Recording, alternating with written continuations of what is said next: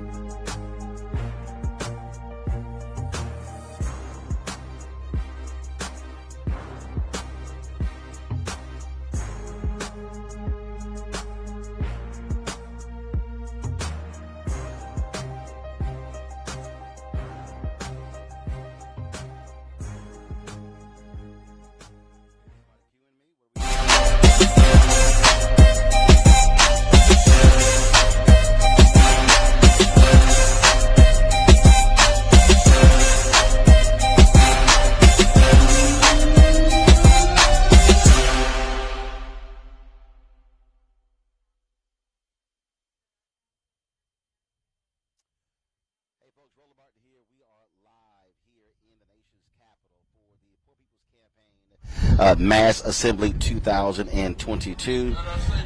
We literally just started. They just started with the prayer here. So let's go to the stage with Reverend Dr. William J. Barber. Invite clergy and religious brothers and sisters from many different faith traditions. If they would come on the stage now and stand together behind Reverend Jackson. They will each come as a part of the litany.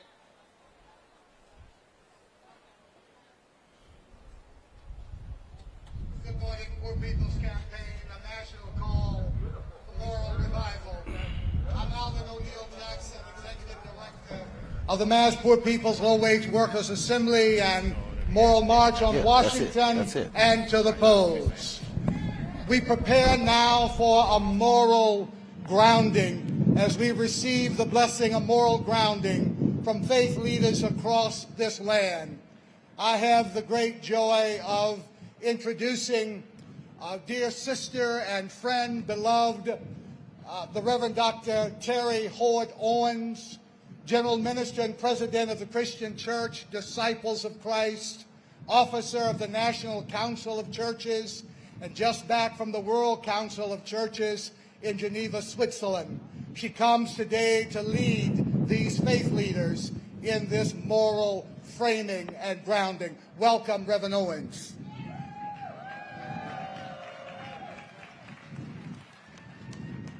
Today, my friends, faith leaders from so many religious traditions stand in solidarity with those who are impacted by poverty, ecological devastation, militarism, lack of health care, and the distorted narrative of religious nationalism.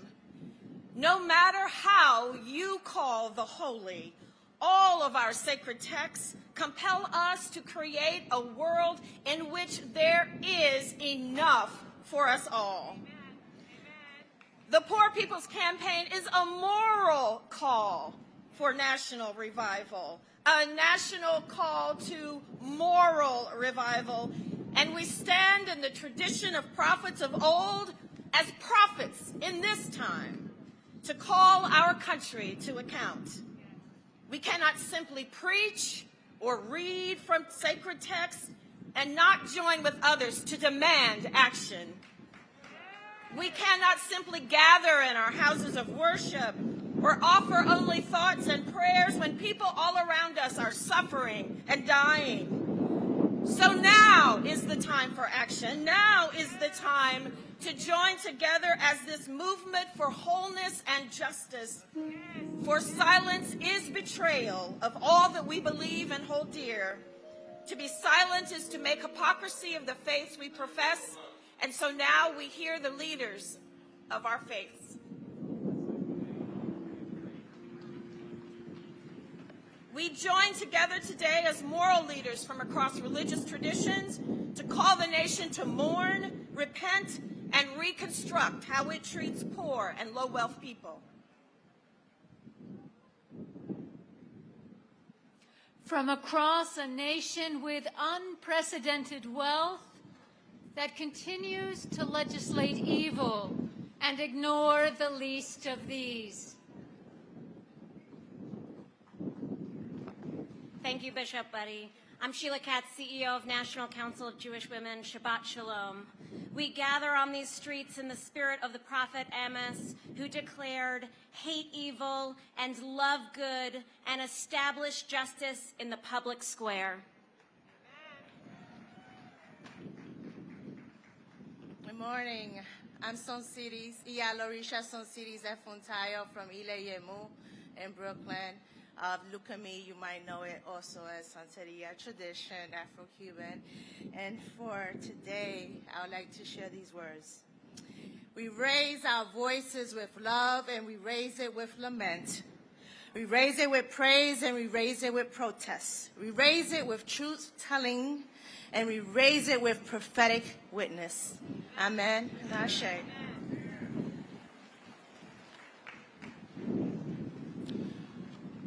Assalamu alaikum, greetings of peace. Your brother Imam Saf Academic from the Islamic Society of North America.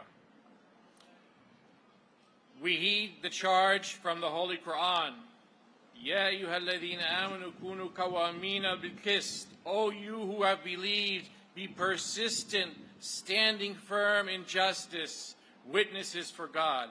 Surah An-Nisa, the chapter on the woman, chapter 4, 1 verse 35.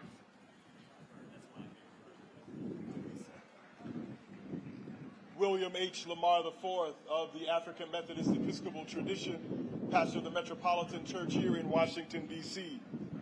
We embody the words of the prophet Isaiah. We learn to do right. We seek justice. We defend the oppressed. We take up the cause of the vulnerable, and we plead the case of the poor. Amen and Ashe.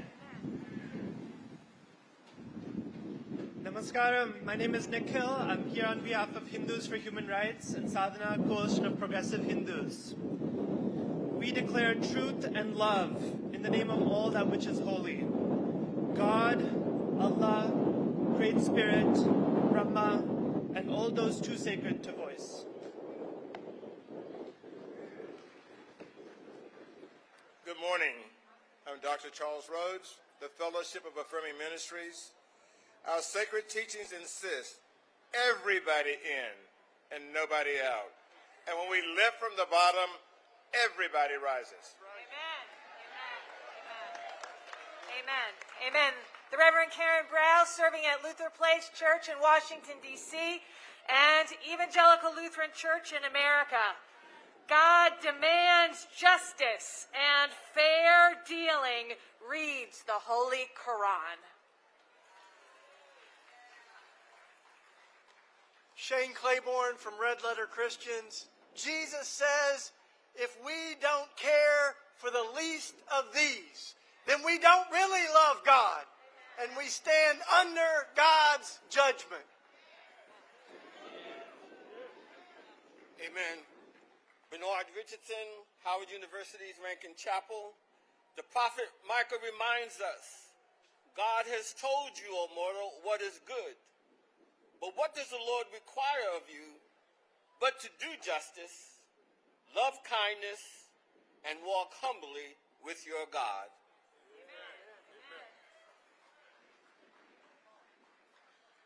I am Sister Anne-Marie Miller from the Sisters of Mercy of the Americas. And in the Catholic social teaching,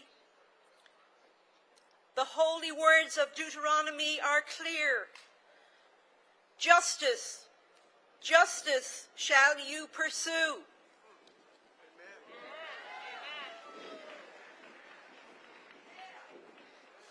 Reverend Jimmy Hawkins for the Presbyterian Church USA, the Advocacy Director for the Presbyterian Ministry of the United Nations and the Washington Office of Public Witness.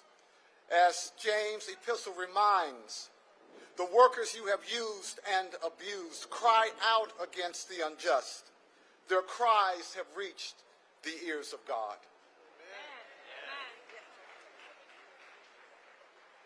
I'm Sandy Sorensen with the United Church of Christ, Washington, D.C. Public Policy Advocacy Office. Therefore, in this world of abundance, not scarcity, we cry out, there is enough for everyone's need. But there is not enough for such corporate greed.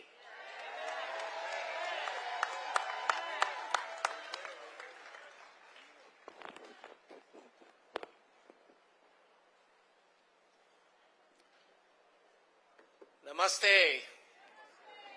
Reverend Abhijan Amanchi, Cedar Lane Unitarian Universalist Church, and Bethesda and Unitarian Universalist Association. As we correct the earth, we hurt the spirit that binds us all. When we violate the river, the soil, the mountain, and tree, we violate the sources of life that God provided for all, not just a select few.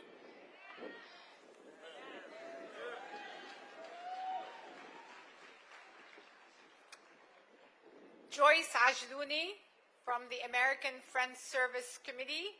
We are the Quakers. We lament a nation addicted to a war economy.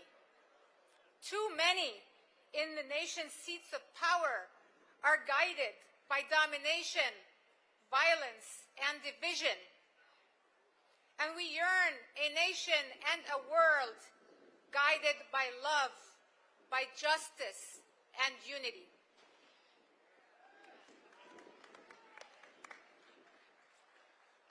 Reverend Adam Russell Taylor, President of Sojourners. We're an ecumenical Christian organization committed to peace and justice.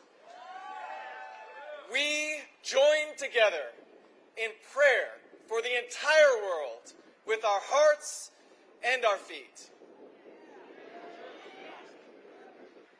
I'm Frederick Douglass Haynes III, Senior Pastor of Friendship West Baptist Church in Dallas, Texas, co-chair of the Samuel DeWitt Proctor Conference. In the face of systemic racism, we declare that silence is betrayal. In the face of poverty, we declare that silence is betrayal. In the face of ecological devastation, we declare that silence is betrayal.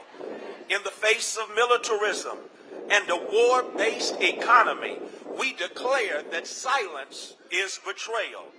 In the face of a lack of health care, we declare that silence is betrayal. In the face of a distorted moral narrative of religious nationalism, we declare that silence is betrayal. In the face of death because of poverty, silence is betrayal.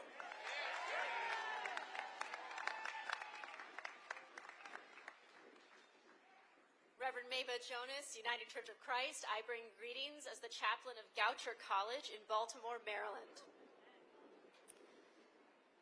From the truth of our humanity and born from the lips of our many prophets, teachers, and sages, we solemnly commit to doing justice, to loving one another, and to striving until victory is ours. Reverend Dolimar Lebron Malavé, the United Methodist Church, representing the People's Church in East Harlem, New York, and Associate Director of IFCO Pastors for Peace. Today we pray for the elders that are still with us, for the children birthed in this movement now. We pray to the Holy One and to the ones of infinite name and reach. Shabbat Shalom. Shabbat Shalom. Shabbat Shalom. Zehayom Asa Adonai Nagila V'nismacha Bo. This is a beautiful day, Bishop Barber. You love it when I do the Hebrew.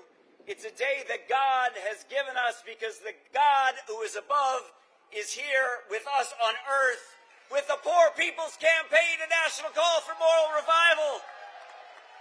We, all of us faith leaders, like the ones before us, are now the ones that we have been waiting for. We will raise our cry and we will call for change because nothing less would be a betrayal of our sacred commitment. Let us all say, Amen.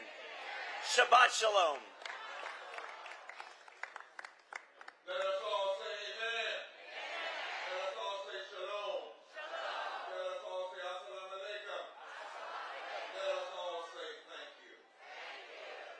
And now at this time, there's a powerful group of young people who said, listen, we don't want to be on the side of the movement, we're in the movement, and they are coming with a special drama presentation, Let America Be America Again.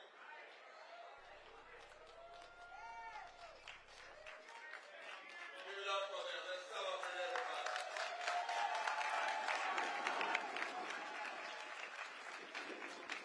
And I should have said something not so young, they're just young in spirit.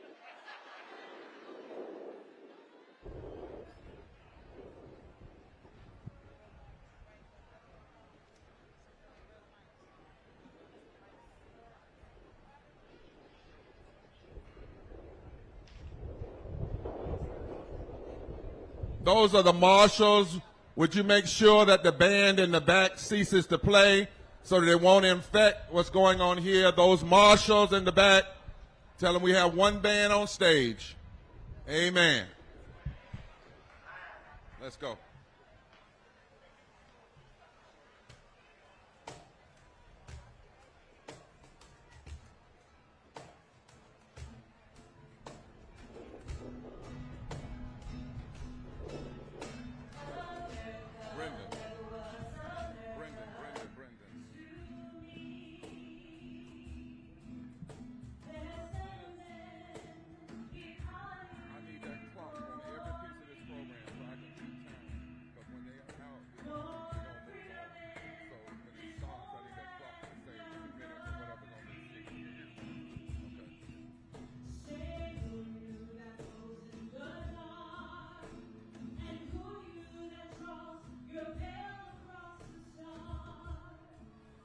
Let America be America again.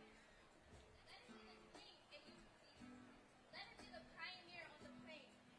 Folks, as you can see, we're here at this mass assembly. There are folks literally going down Pennsylvania now. To my right is the U.S. Capitol. We literally are right across from the Department of Justice. Folks, again, are gathered here with their signs, a new unsettling force. Everybody rises forward together, not one step back. This event has been planned for quite some time by the Poor People's Campaign, led by Reverend Dr. William J. Barber and Reverend Liz Theo Harris, folks from all walks of life in this country. Reverend Barber has consistently talked about the importance of low-wage workers, poor workers, and what really is going on here in this country. The Biden administration, and we're going to play an interview a little bit later with Reverend Barber. I talked to him before the march. They talked about how the failure of the Biden administration to meet with the Poor People's Campaign, meet with low-wage affected workers. They want the policies of this administration, the policies of this Congress to impact. And in fact, what's quite interesting here, there's a significant contrast, if you will. This weekend, Ralph Reed, who is a white conservative evangelical, has his Faith in Freedom conference taking place at the same time. Donald Trump spoke at that particular event. You would be hard-pressed to find the poor being talked about at Ralph Reed's conference. If you want to understand real Christians, if you want to understand those who truly follow Jesus, I think you can look at the difference between Ralph Reed's so-called Faith and Freedom Conference and this particular gathering here. Just a moment ago, you had the efforts being led by clergy from all around the country.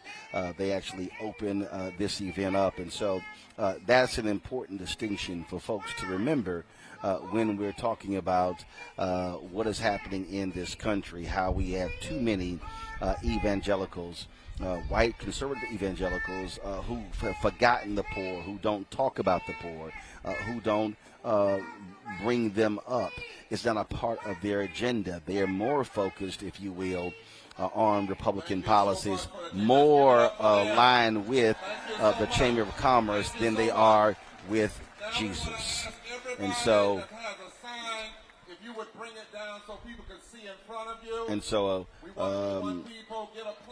so again, they got lots of signs out here. You see Reverend Barber asking them to lower those signs. They've got more than 500 buses that are coming in. And so, again, people literally are all along Pennsylvania, and they still are coming. And so you see right here, this live look right here of those assembled here for this mass poor people's and low-wage workers assembly. Except for the state sign. Except for the state sign. If you have a state sign, you can hold it up. In a moment, we're all going to be lifting our placards together in your hands. And so Reverend Barber just asked them to lift the state signs, and we can see right now California, Washington State, we can see Kansas, North Carolina, Illinois, Florida. I'm trying to look, I can't see all the way down, but I'm seeing some of the other signs as well. All right. There we go. That's what we want folks to see. Issue. Thank you so much. We still got signs up in the back. Can y'all hear me back there? All right. We need your signs down. The ones that are carrying on the stick signs. Bring those down and pick up a placard. Bring the stick signs down and pick up a placard. Well, you know every movement's got a rhythm. And every movement's got a sound. And this band is made up of more than 50 impacted people, poor and low wealth, that says as long as we fight, they'll sing. And as long as they sing, we'll fight. It's the baddest choir that's out here because it's a choir about the movement, and we want to bring it on now, led by Sharon, led by Yara Allen, led by Dr. Bell, led by Freddie Green, the Street Genie, and the other members of the band. Come on, y'all. Let's have a little rhythm out here.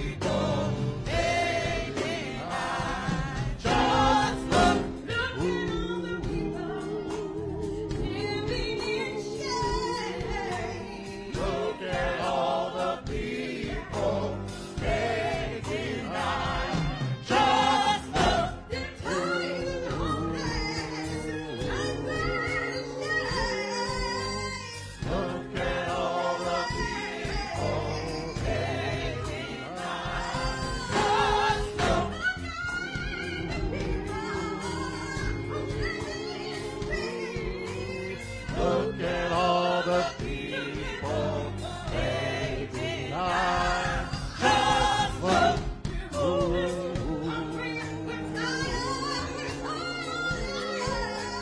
look at all the people they deny.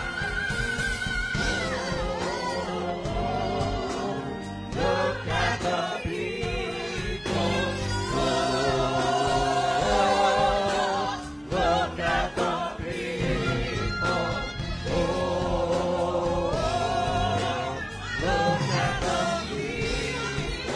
Look at all the people they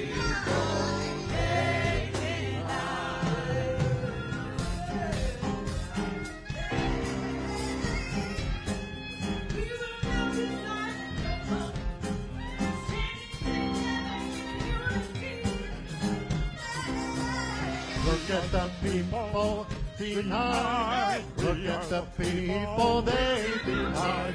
Look at the people denied. Look at the people they denied. We the people they denied. We the people they denied. We're the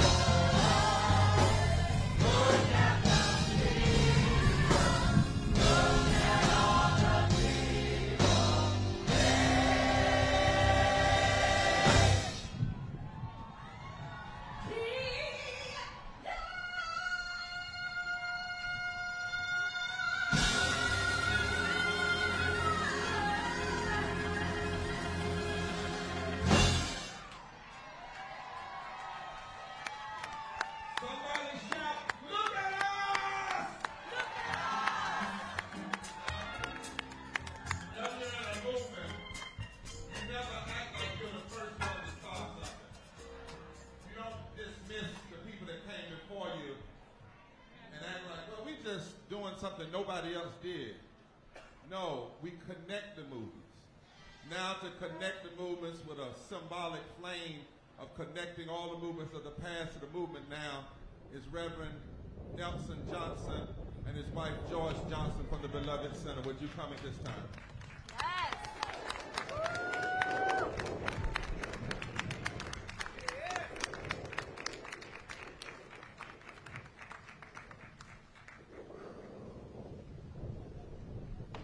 Elder, you, elder, lift up the light, sharing the light. I am Nelson Johnson.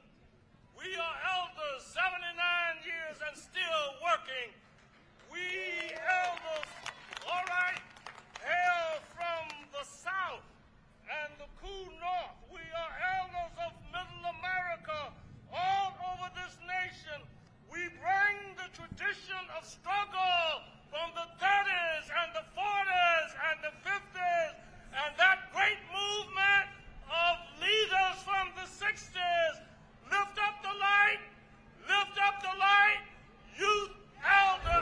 Model, we've been talking about this for a long time, been running promos and tweeting all about it. My name is Abigail For folks who don't understand. Hi, Reverend Model, we've been talking. with y'all.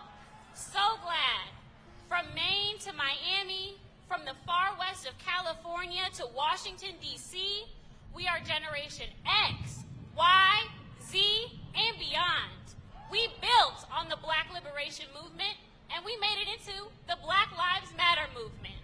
Youth, elder, elder, youth, youth, elder, elder, youth, youth, elder, elder. I'm Joyce Hobson Johnson. I'm 75 years old. We elders bring the great traditions of struggle from SNCC, the Black Panther Party, the Young Lords, SCLC, CORE, the AFL-CIO, the Brotherhood of Sleeping Car Porters, and from thousands and thousands of organizations and individuals whose names you will never know, yet you do know. We bring to you the fierce determination of that elderly sister from the Montgomery bus boycott in 1955, who after walking for months declared that my feet is tired, Amen. Amen. but my soul is happy. Amen. Lift up the light. Share the light. Elders, youth. Youth, elder, elder, youth. Youth, elder, elder, youth. Youth, elder. My name is Nelson Johnson. I am 13 years old. We youth bring a broad and growing diversity in these new days. We will bring new ways, always respecting that way over which we have come, watered with the blood of our mothers and fathers. We will stretch across systems and culturally imposed lines of division as we strive to build a more powerful people's unity that can shape these United States and build a more perfect union. Lift up the light, sharing the light. Elders, youth, elders, elders, youth, elders, youth, elders, youth, elders.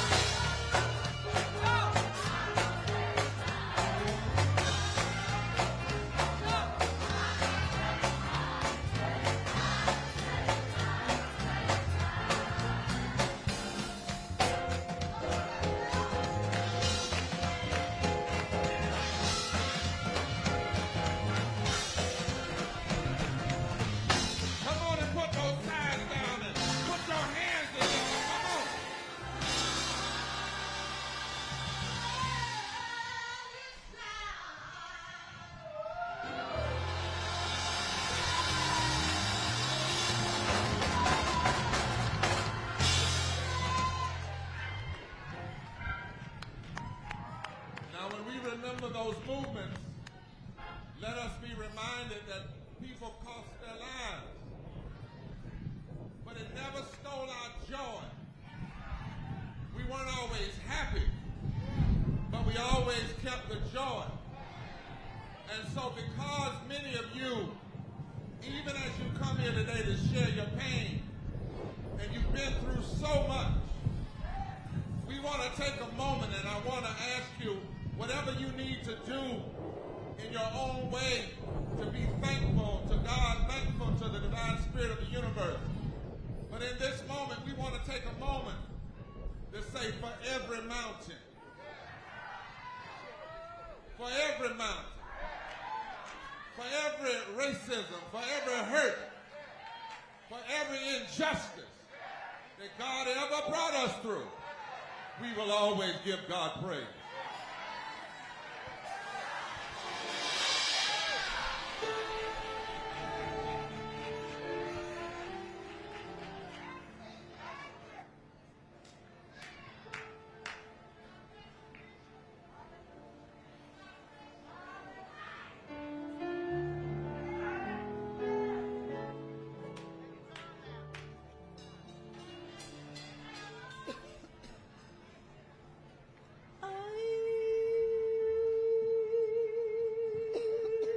Got so much to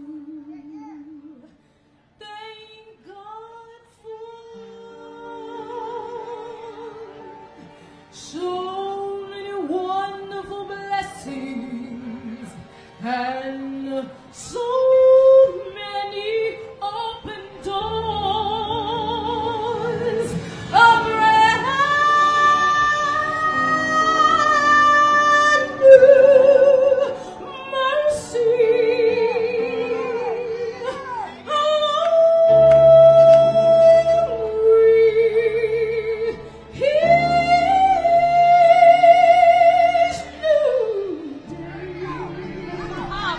That's why I praise you for this. I give you praise.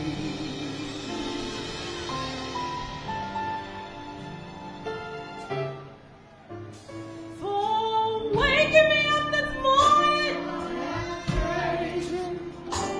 for starting me on my way, for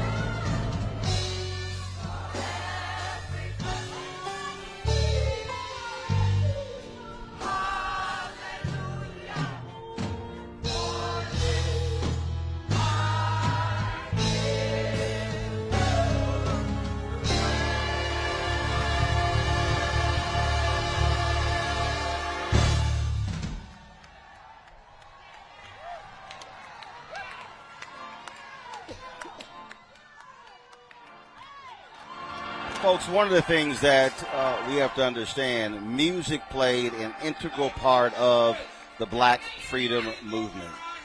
There were numerous folks who would be in prisons. They would be on mass marches, and they would be singing.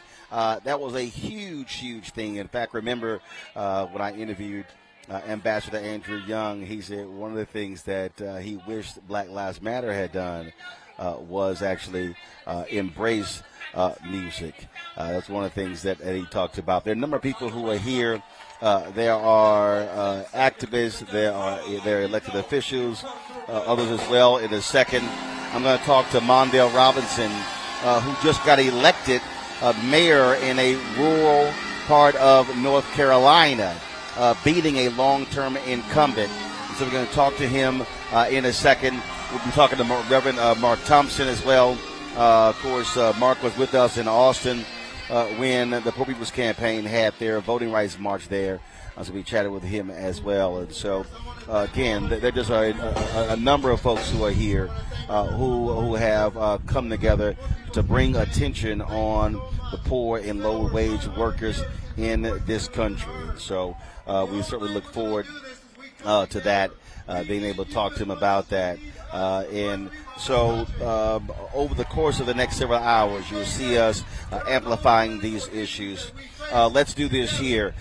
Before the march began, we had an opportunity to talk to Reverend Dr. William J. Barber. So if we have that interview ready, let's go ahead. And actually, let's do this right here. We're going to play that in a second. I'm going to sit here and talk with Mondale Robinson right here. And so, Mondale, take a seat right here. So, Mondale, first and foremost, let folks know, you've been active in Democratic politics, but then you decided recently to run for political office. Yeah, man, I got tired of a couple things. One, people acting like rural America is only white America, when I know in the South, 30% of the rural population is black people. And then also, I'm tired of hearing people say that, there's no space for progressive politics in rural spaces. So I decided to go back home in Hickville, North Carolina, and run for office on the most progressive platform in North Carolina of anybody running this year. So So what city was it? The town is called Enfield. Okay. How many people? And for folks who don't know, what is it near? Okay, yeah. The easy way to explain infield is it's 45 minutes northeast of Raleigh and about an hour south of Richmond, Virginia. Got it. So right down that border as soon as you cross 95. And it's about 3,000 people in the town. And so you ran against an incumbent? I ran against an incumbent.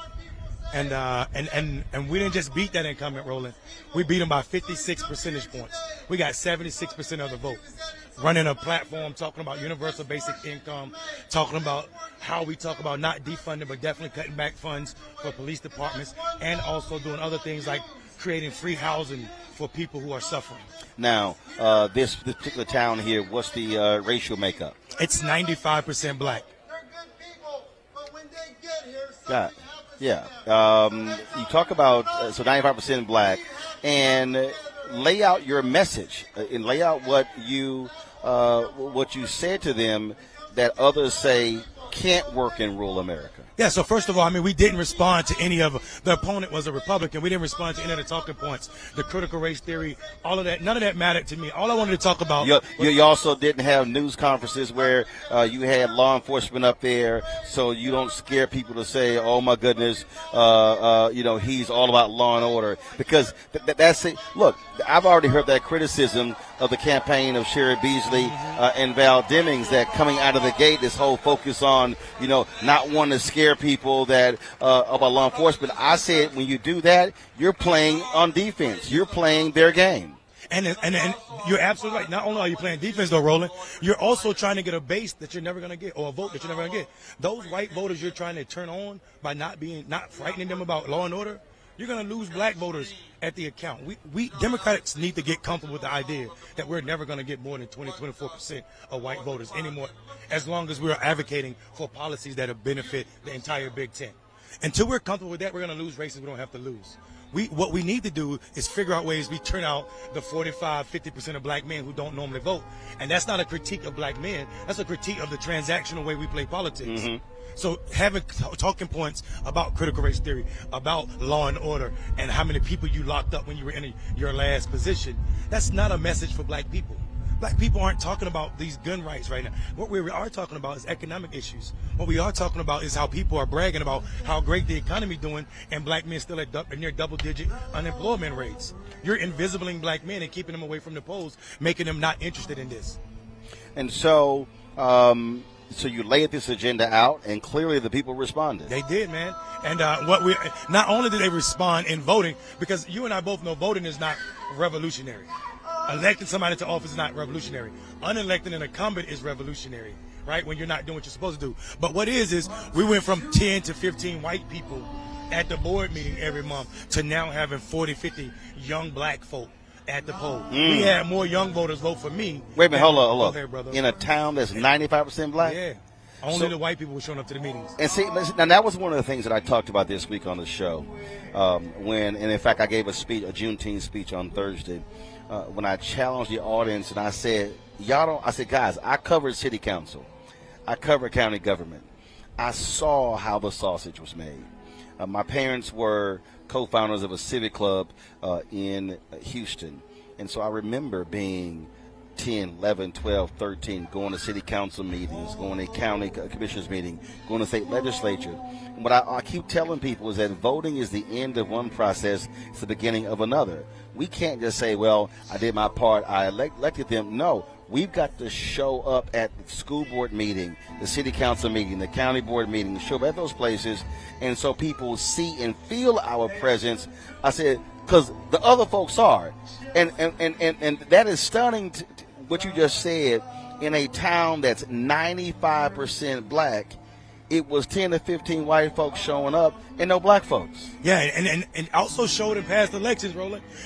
Some people, people had been in the town their whole life. 50, 60-year-old people had never been in the town. They were astonished at how rude and how brazen this white mayor was in this town. But he became mayor because nobody voted in their last election. We got a white Republican commissioner in a town that's 95% black because nobody's voting. But all of the 100 white people that are voting every election. But also not just because no one was voting. Reverend Barber and I talked earlier. We're going to play this interview in a second. He said no one talked to them. Absolutely. He said no one ever knocked on their door. Absolutely. So I tell people all the time, when I say people aren't voting, it's not a critique of the voter. We don't critique customers that buy Pepsi. Coca-Cola just trying to figure out how to win those voters. The Democratic Party is failing black people because they're not actually talking to black people. And when they are, they're talking at them with some message that came from a white consultant in D.C. So what we did was we spent a lot of time listening to these voters before we even started talking about what our platform would look like. So with that, have you heard from any of those so-called Democratic strategists? Have you heard from other folks in North Carolina? Because in the last election, Tom Tillis did around 15-18% among African Americans, also with black men. And this is the man who was the architect of the voter suppression law there in North Carolina. I keep saying the only way Sherry Beasley is going to win in North Carolina is that they're going to have to not just focus on Raleigh, Durham, and Charlotte. They have got to do far better in rural North Carolina. Yeah, and we should be clear about this. I took my shades off because I'm passionate about this. We have left rural North Carolina. Most of the plantation were in the eastern part of the state, which is all rural spaces. It's 7 majority black counties out there. And what happens, the Democratic parties put resources in eastern North Carolina, but what they call eastern North Carolina is Raleigh and Durham. There's a unique set of problems people east of Raleigh and Durham that people in Raleigh and Durham are not suffering through. And as long as we continue, we don't have to win in rural spaces, but we have to lose better. You have to close the margin. You can't lose 90-10, 80-20, 70-30. You lose 65-35, 60-40. That's the piece. That's how Democrats also lose in Texas. Republicans roll up major numbers in other parts of the state. And so that puts more pressure on you to turn out big in your major cities. Absolutely. That's why Texas is one of our green states. We are in the 31 most eastern counties in Texas. Every day, all day, every year talking to black men. Even though it's only 66,000 black men in those counties, I know if those brothers turn out, more than 60% of those brothers haven't voted in 5 consecutive federal elections. And that ain't their fault. The Democratic Party has no infrastructure out there. Organizations that say they care about black people have no infrastructure out there. So we're out there trying to get these brothers to go to the poll in not saying that voting is revolutionary, once again, but it is a tool that we can't continue to leave in our toolbox because there's so much plaguing us. Here's what's interesting. So someone here said, Valencia Marks, what are we getting for voting Democrat? High inflation, housing, gas, food crisis, open border, etc. Well, first of all, that's a lie, because the reality is a party, Republican or Democrat, has nothing to do with gas prices at all. These people keep, because here's what people don't understand, and we've broken this down on the show. We had a surplus of gas during COVID. Nobody was driving, and guess what? Gas prices were very low. Well, they cut production. So then when it began to open up, we used the surplus. Now we're running from behind because production had been closed. Now they're trying to ramp it up. There are 9,000 drilling permits that have been approved by the government the gas company's not using. So Valencia, you're lying. Yeah, and you're literally lying. Yeah. And then you talk about the housing. I showed this stat. For the last several decades, we built on average 20 million homes in each decade. In the last decade, America built 5.8 million homes. Last decade, Valencia, the last time we built that fewer homes was in the 1930s. Oh wow. So all these people again with these stupid talking points, blaming you again. The last decade, 5.8 million homes. So the reason we have a housing crisis is because we haven't built. Yep. More people, less houses. And I also should add to what you're saying because it is a lie. And I'm glad you said it frankly because we allow silliness like what this talking point is to become part of our national conversation when we should just be direct. Also, the largest oil producer in the world went to war. A war of aggression against Ukraine. So that also has a problem and something to do with the fact that we're paying these high prices for gas. And inflation is not an American problem. We have inflation going on across the country. Across the world. Every industrialized nation in the world right now has high inflation. Absolutely. France, Germany. Absolutely. I mean, we can go on and on and on. So yeah, this ain't an American thing. And again, it's the folk who fall for the okie doke, who also, these same folks who don't want to own up to Trump and the Republicans when they come in, they blew up the deficit with their spending as well. We talked about yesterday where the United States Senate wants to give the Defense Department $45 billion more dollars, even above what Biden is asking for. And I'm like, wait a minute, I'm sorry. It's been escalating. I remember, and I pulled the story up, when they signed the John McCain bill, the budget was $716 billion. Now the Senate wants to sign a bill that's $870+ billion. Right. I'm like, right. Really? Right. But then we can't afford other programs. We can't afford other programs. I think, and it's. I think what people forget is we have the capacity to afford everything we need to. We just choose not to. The again, one of the things that Reverend Barber's been talking about has been the Biden administration's refusal to meet with them. They want to meet with him and Reverend Liz Theo Harris. He said, no, we want you to meet with low and affected workers. And in fact, right now he's talking about a woman in Alabama who died because of health care. Let's quickly go to the stage and we'll come back.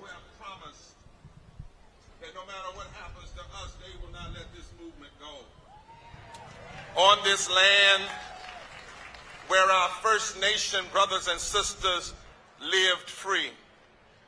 We come here from every corner because there are unnecessarily 140 poor and low-wealth people in this country. That's 43% of the nation, 52% of our children, 66 million white people, 26 million black people, 60.9% of black people, 68% of Latinos and natives, and more than 60% of Asians who are entangled in the unjust weeds of poverty and bound up by the interlocking realities of systemic racism, voter suppression, refusal to pay a living minimum wage, bad tax policy, ecological devastation, denial of health care, inequitable educational opportunity, the war economy, and the false moral narrative of religious nationalism. Here we are today. This level of poverty and greed in this, the richest nation in the history of the world, constitutes a moral crisis and a fundamental failure of the policies of greed. These numbers and interlocking injustices are not just about debates between right and left and moderate. No, this language and categories are too puny for what we face. They represent a crisis of democracy, a shared failure to center poor and low-wealth people, the very people who are the greatest moral leaders and survivors in our society and the true bellwether of our well-being. But there is something else that is even more grotesque. The regressive policies which produce 140 million poor and low-wealth people are not benign. They are forms of policy murder. We know that prior to the pandemic, poor people died at a rate of 700 people a day, 250,000 a year. Poor people have been 2 to 5 times more likely to die from COVID during this pandemic so far. And we know this can't simply be explained away by vaccination results. It's related to the discrimination in our policies toward poor and low-wealth people. On Monday of this week, the National Academy of Science said more than 330,000 lives could have been saved during the pandemic if we had simply had a policy of universal health care for all people. A policy which is a human right that should never be connected to your job, but always connected to your humanity.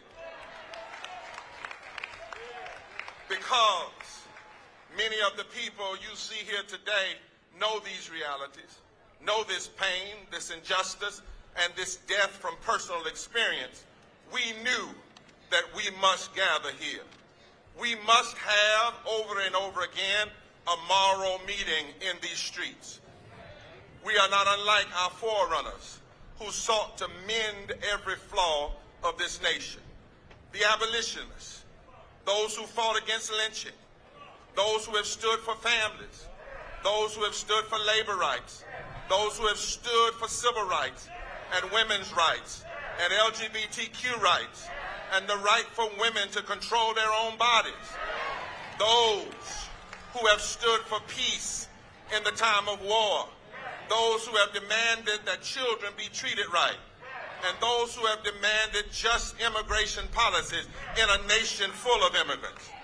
All of these people have come to these same streets to openly expose the moral crises throughout our history.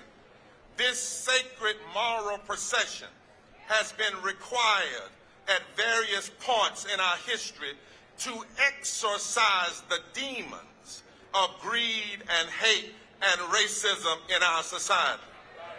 They have all recognized that there comes a time we must have a moral meeting, and such is this moment now. This is why we are here, and we won't be silent anymore.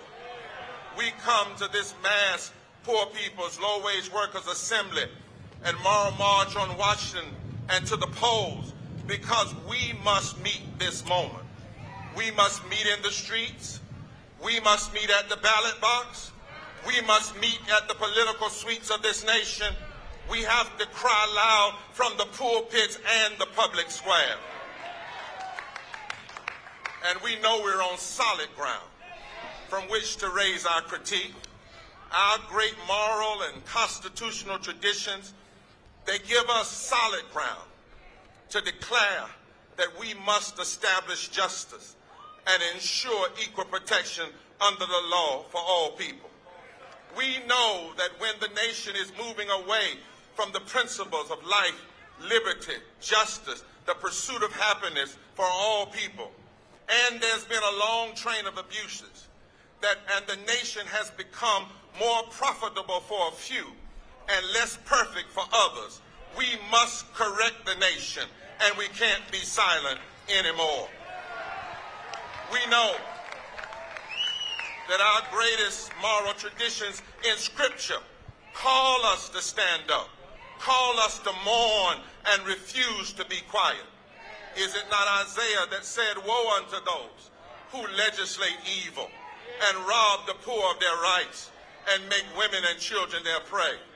Holy Scripture from every place calls us to repentance in a time of crisis. From Amos to Isaiah to the Gospels of Jesus, we are told we must gather a remnant of people who are willing to cry in the public square.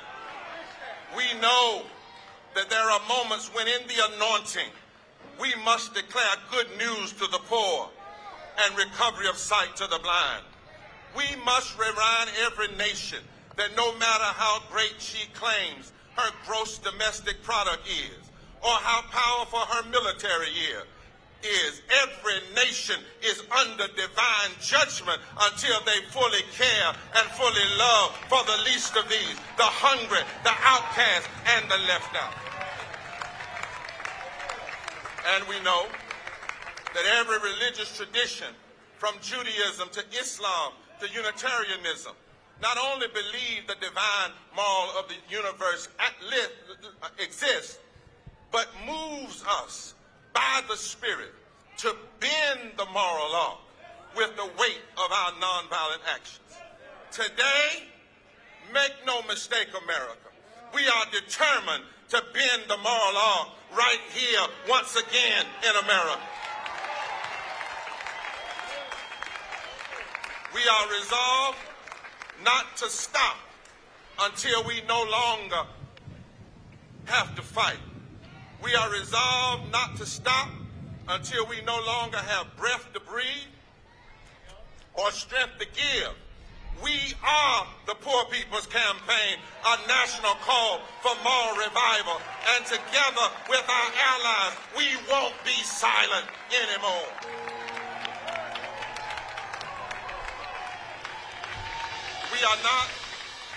We are not here to beg, but to demand.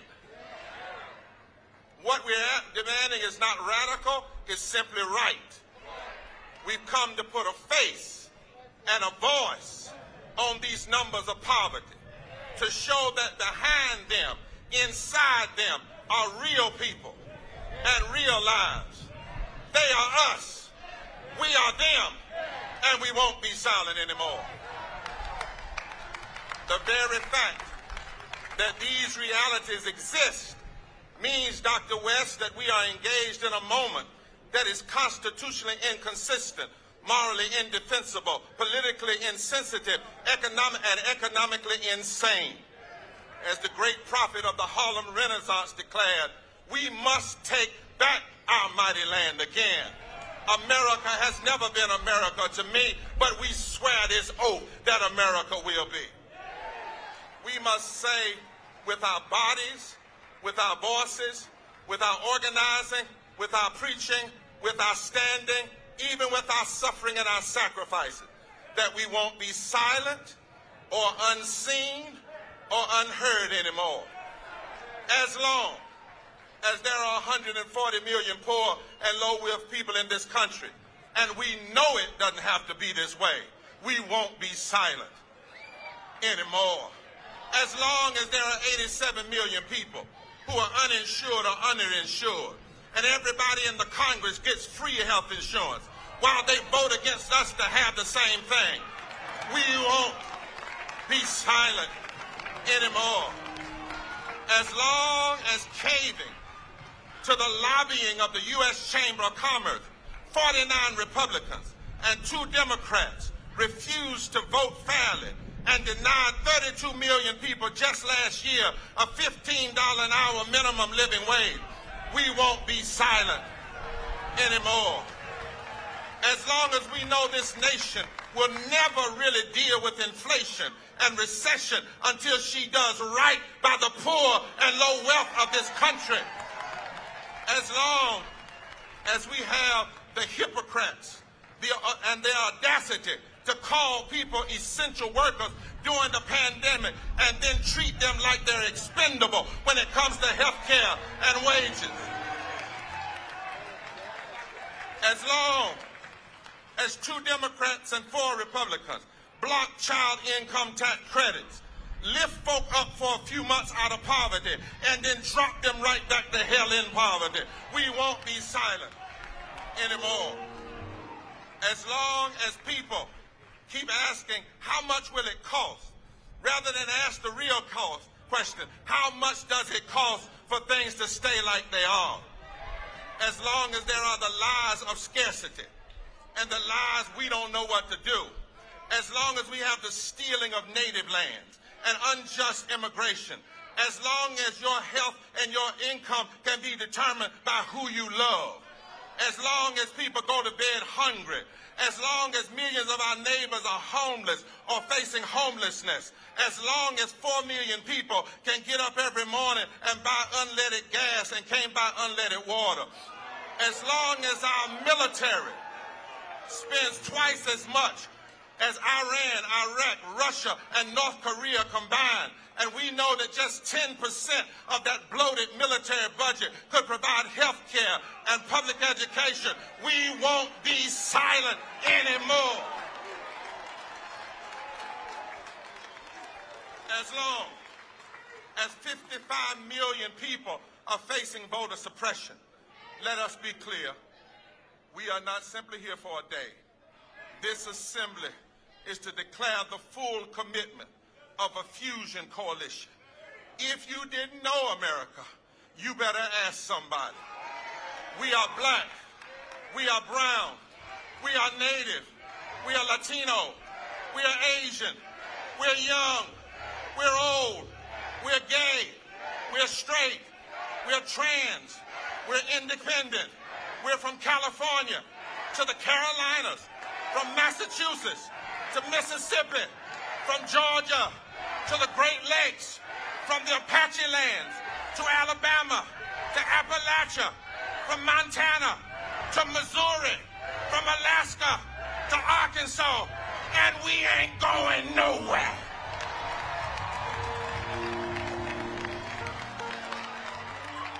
Now is the time for a third reconstruction. We are the rejected, who've been rejected by the politics of trickle-down economics and rejected by neoliberalism. 150 years ago, black and poor whites built the first reconstruction. Over 50 years ago, black and white people and Latinos joined people of faith and followed the prophetic servant leader, Martin Luther King, and took on racism, poverty, and militarism, and a second reconstruction. But now is our time for a third reconstruction. We are not an insurrection, but we are a resurrection.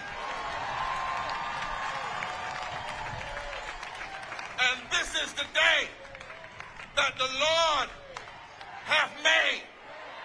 This is the day that the stones that the builders rejected are coming together to be the cornerstones of a new reality. And so make no mistake, from the State House to the Congress to the White House, this is no one day on and one day off.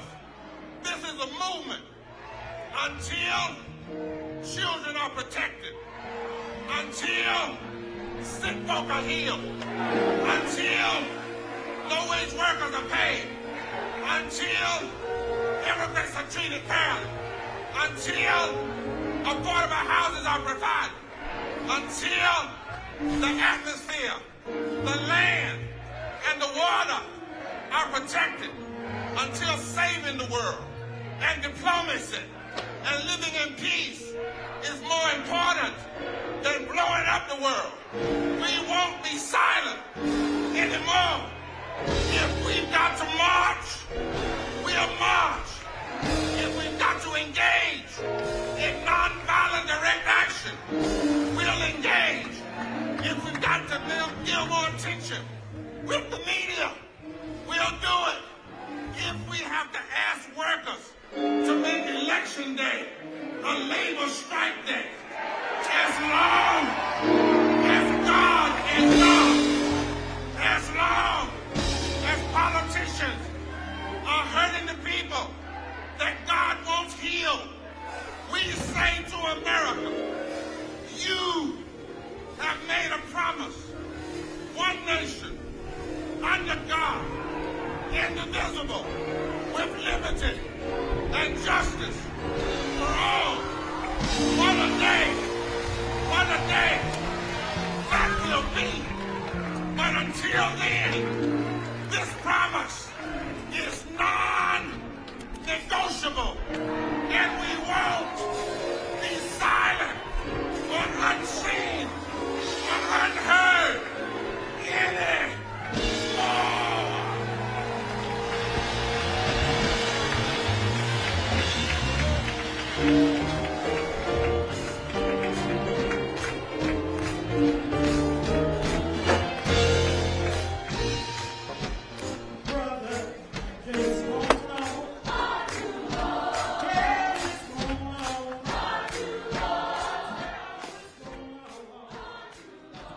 Barber.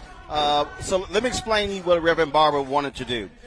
Normally when you look at these mass marches, you have all of these other speakers, and then they set it up as the main speaker with this large speech. He purposely chose not to do that. He said I talked to him before. He said he did not want to do that. He wanted to give his speech early on because one of the things that he has said in this particular effort, they don't want this whole deal as this sort of seminal figure, this one figure. It's designed to elevate the voices of the affected. So what's going to happen is a little bit later, you're going to actually hear poor and low-wage workers on that stage. And so he wanted to speak early on to sort of frame this event for all those who are following. A lot of other folks, it's about the ego of building up, and then all of a sudden they come in and give this final large speech where all the attention is on them. And Reverend Dr. William J. Barber said that's not what he wanted to do. And so powerful words there as he sort of laid the foundation for what this day is all about. We're going to go back to talking to Mondale Robinson, the activist, and also now a newly elected mayor. When do you get sworn in?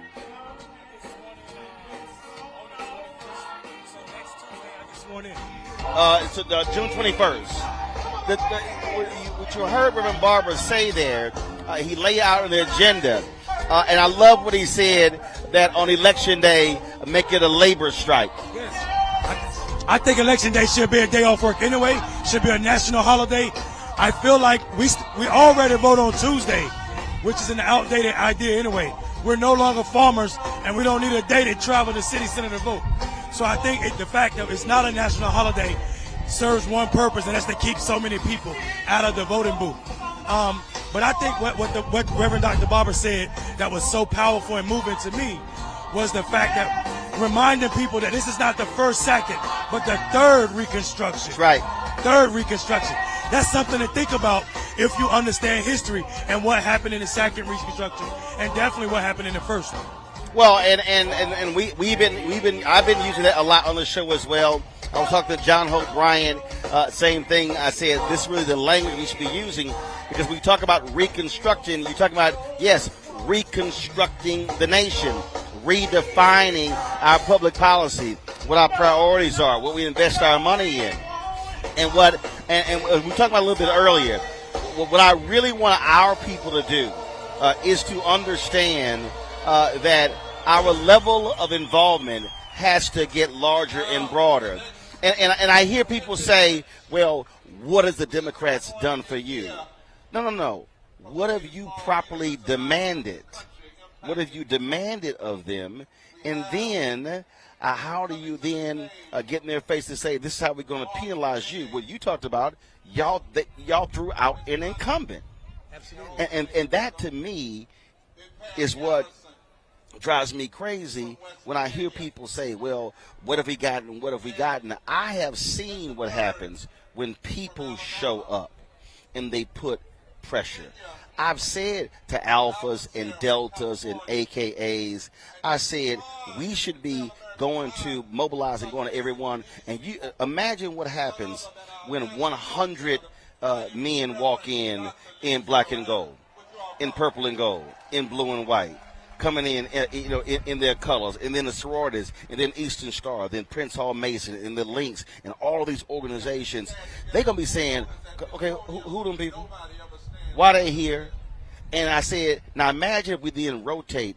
Okay, y'all take the city council, y'all take the county meeting this month, y'all take the school board meeting this month, and then the black community at large who's not in the organizations will finally say, oh, now we see y'all and see what y'all doing. Yeah. That's mobilization organization. Yeah. I think we are obligated in the black community to use every entity that's already organized to change what's happening and how politics play. I always cringe when I hear black people say, what are our leaders going to do for us? That's not, if you're asking that question, you've already failed. You're turning over your fate to someone else. Tell your leaders what they need to be leading. When in fact most of those people belong to entities, so they should be asking that question in the meeting. Immediately. What are we doing? Look, I had somebody send some tweet. Did they invite the Boule to the Poor People's Campaign? I'm in the Boule. I'm here.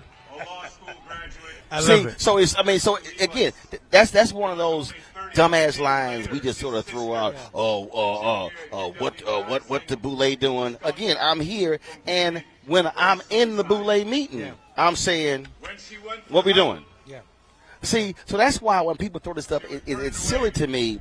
The real deal, it's a lot of us who belong to groups who want to stay safe and only stay in our walls. That's just the real deal. I'm glad you said it, brother, because, I mean, that's a dangerous position to take.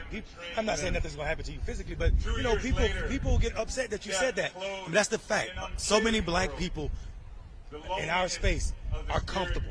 Yes. And they're not willing to sacrifice their comfort for the poor people's campaign or the platform of the.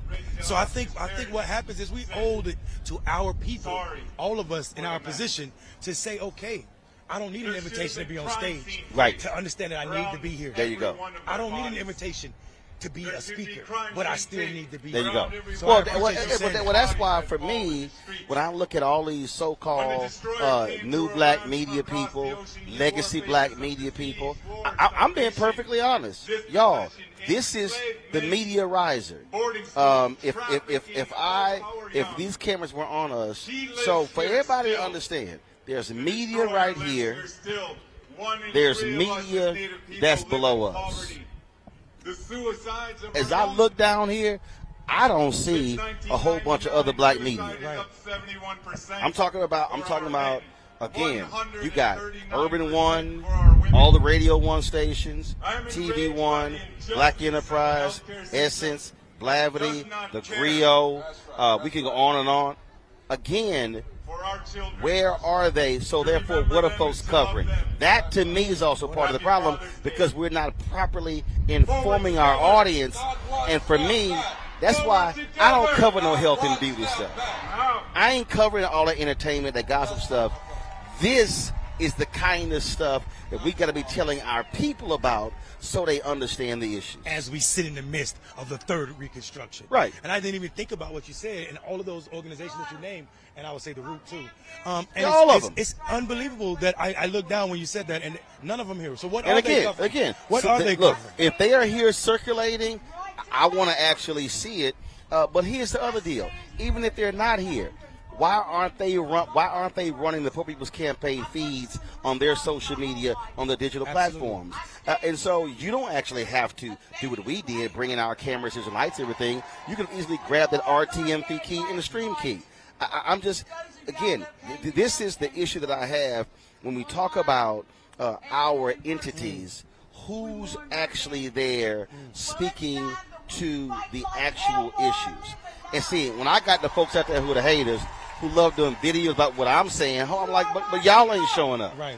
Y'all, you ain't on the ground. Right. And that's part of the deal. I think that what has to happen is we have to be willing to challenge ourselves. We want to challenge everybody else. And we've got to challenge ourselves to do more.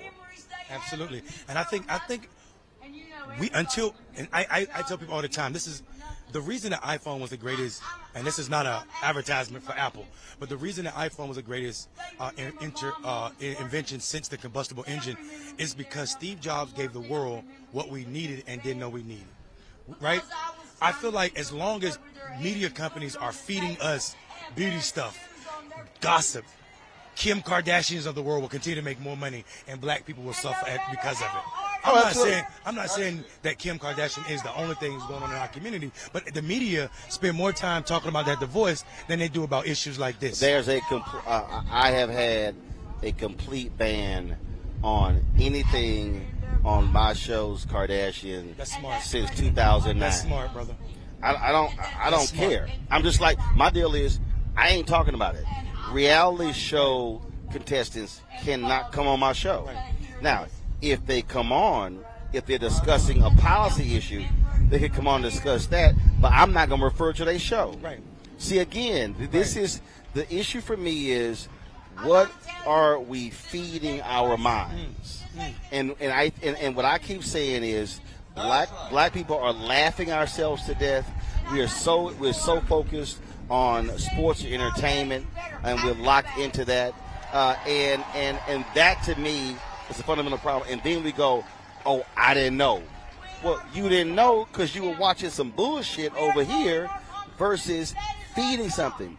Y'all, just a few moments ago, a young brother, Tank Parker, y'all go to my social media, he walked up to me. He was with his mom or dad, and he walked up to me and handed me some money if I bring the Funk Fan Club.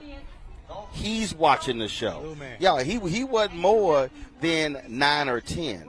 And so I have other young kids that walk up to me. My mama watches the show. Your daddy watches the show. That's what I'm talking about.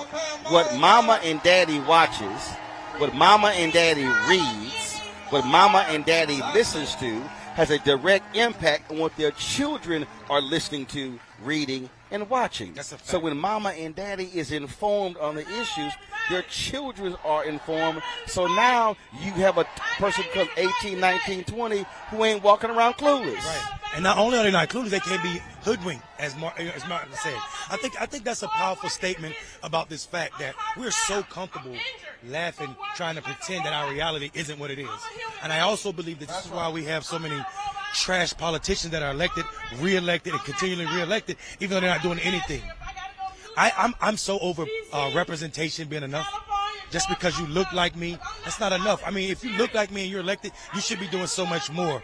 Anyway, I think the difference between you and a lot of people in the media, and I know you're not supposed to go to war with people with it, with a printer, but I'm telling the truth, is, I mean, people, how many people did what you did?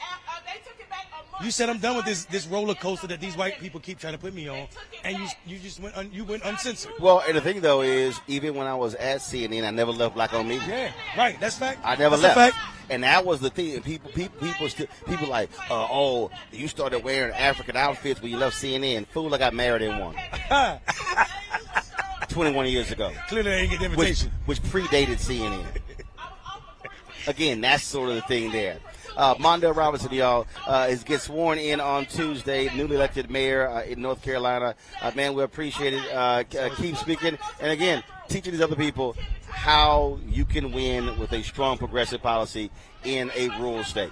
Yeah, man, thank you so much for having me. It's always a pleasure being around you, brother. I appreciate it, Mondale. Peace. Thanks a bunch. Folks, we've got some affected workers who are now speaking on stage right now. Let's go back to the Moral Assembly 2022 main stage. Don't have two bathrooms. Two. You go to the bathroom, they time you. When you get back, you got a message across the screen from HR. I'm like, what's going on? That's like, you was away from your machine 20 minutes. I said, I went to the bathroom. I can't go to the bathroom? Pretty much, they told me I can't go to the bathroom. You fired. Yes, they fire you for being off your machine. They call it TOT. That's time on task. That's why I'm here. I'm not giving up. That's why I'm here to fight. I need everybody. Everybody. We're going to do this. That's why I came from Alabama. We're going to do this. They tried to fire me on medical leave. Give it up, my dear sister. Give it up. I had a surgery last year on this arm. Guess what? I had another surgery in March. Give it up for my sister so we can have our next sister to come. It's still not well. Go get it. That's why I'm ready. Regardless of your race or nationality, we're going to fight. All right. God bless you. Forward together. My name is Kenny Alcocer. I'm with Unión de Vecinos and the Los Angeles Tenants Union. I am here today representing the California Poor People's Campaign, a national call for moral revival. On Tuesday, June 14th, we got on a bus to be here with y'all today. Being here today was our duty, for on this bus, we are bringing with us our dead, 92,085 who have died from COVID. We are bringing 2.6 million undocumented folks from California, 18,000 immigrants that are on the border from Central America and Haiti that are seeking asylum. We are bringing the more than 1.5 million tenants that were not able to pay their rent and are facing evictions. We are bringing the more than 161,000 homeless folks in our communities. We are here today because we see that in Los Angeles and in this nation, there is no political will to finish poverty, systemic racism, ecological devastation, or the war economy. We are here to demand housing for all, rent forgiveness, adequate health care for all, a living wage with benefits, access to affordable and healthy food, to abolish ICE, to abolish the police. We are here to protect voting rights. We are here to fight for immigration reform. We are here We are the poor dispossessed, and we are here. Yes.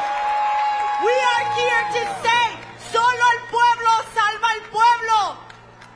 We are here, we are saying we will not be silenced anymore. Yes. Stay up here with Liz. Stay up here. No, nobody stands alone. Get close to it. Somebody's been hurting our people. It's gone on far too long, and we won't be silent anymore. Now, Washington, D.C., these yet-to-be United States, it does not have to be this way. This is not as good as it gets, America. Poverty is not inevitable. We cannot accept abandonment amidst abundance. And we will not go back to normal or business as usual, because normal is the stories we just heard. Normal is 140 million poor and low income. Normal is 700 people dying every day from poverty. Instead, our call, our response is fight poverty, not the poor. That's right. Fight poverty, not the poor. Fight poverty, not the poor. Our charge is to take away our poverty, not our children. Take away our poverty, not our children. We must proclaim everybody's got a right to live. Everybody's got a right to live. Everybody in, nobody out. Everybody in, nobody out. And we must show this nation that when we lift from the bottom, everybody rises. Because that is who we are. We're the Poor People's Campaign, a national call for more revival, a moral fusion movement of the poor and activists and all who will not stand for death, denial of health care, suppression of our votes, and everything of injustice that we're experiencing. We're here responding to these stories, lifting up the truth of our nation, putting faces and voices on immense injustice, but showing also where our hope really is. Hope comes from the bottom, from those most directly impacted by the profound evils of America. It's the poor. It's the low wage. It's the locked up, looked over and left out. It's those excluded and exploited who are the very social force who can change this society. Unsettle our complacency, organize a third reconstruction, and fully address poverty and low wages from the bottom up. So yes, America, we're here. We're poor. We're not going anywhere. We have come together. We will stay together. We will transform this nation from the bottom up. Yes, we'll break through that lie that poverty and death are the will of God. We'll break through that lie that some lives are more precious than others, that it's impossible for us to unite and organize, or that the rich and powerful are coming to save us. Because when we cry justice, when we cry power, when we organize from the grassroots, when we take bold action, it can be done. Yes, Si se puede. Forward together. Not one step back. Forward together. Not one step back. Forward together. Not one step back. Give it up. Coming to the stage now from Washington, David Lee. From Massachusetts, Minister Savina Mark from Georgia, Jamila Hill, and responding to these stories, none other than the Reverend Dr. Bernice King at this time. Would you all invite them all as they come?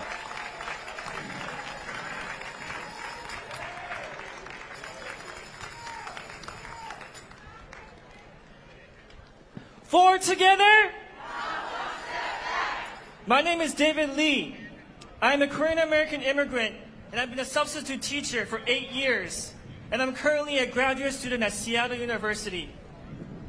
Growing up, hearing the words alien, illegal, or go back to where you came from made me feel unwelcome in the United States.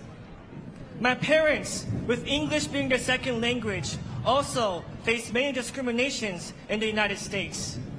After 20 long years, my parents finally became a naturalized U.S. citizen. But even with their citizenship, my parents continue to struggle today. My father is 64 years old and is a sign builder with a meniscus tear on his knees.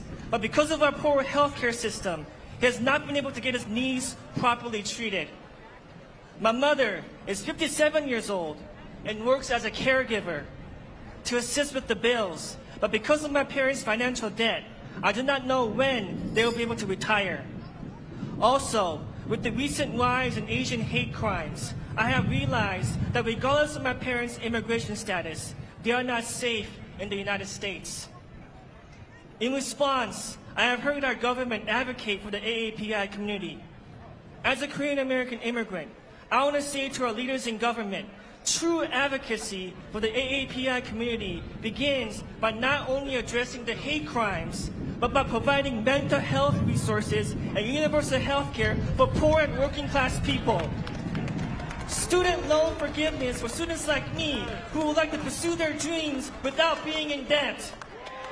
Finally, as a teacher, I want a better future and plan for our children by addressing gun violence and working together to solving our climate crisis. We are the Poor People's Campaign. We won't be silent anymore. We won't be silent anymore.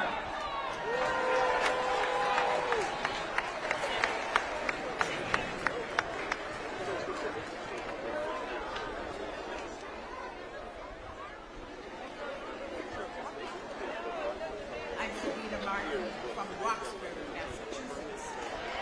Poverty-related issue led me to this fight.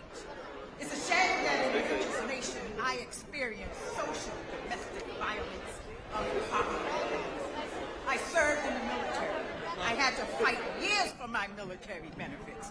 In Massachusetts, we have over 85,000 veterans that have incomes below $35,000. This is the war on the poor. Domestic tranquility is not being secured. I felt cheated, thinking how this country would rather appropriate funds for national defense, having the power to declare war instead of providing funds to lift the load of systemic poverty. And this is wrong.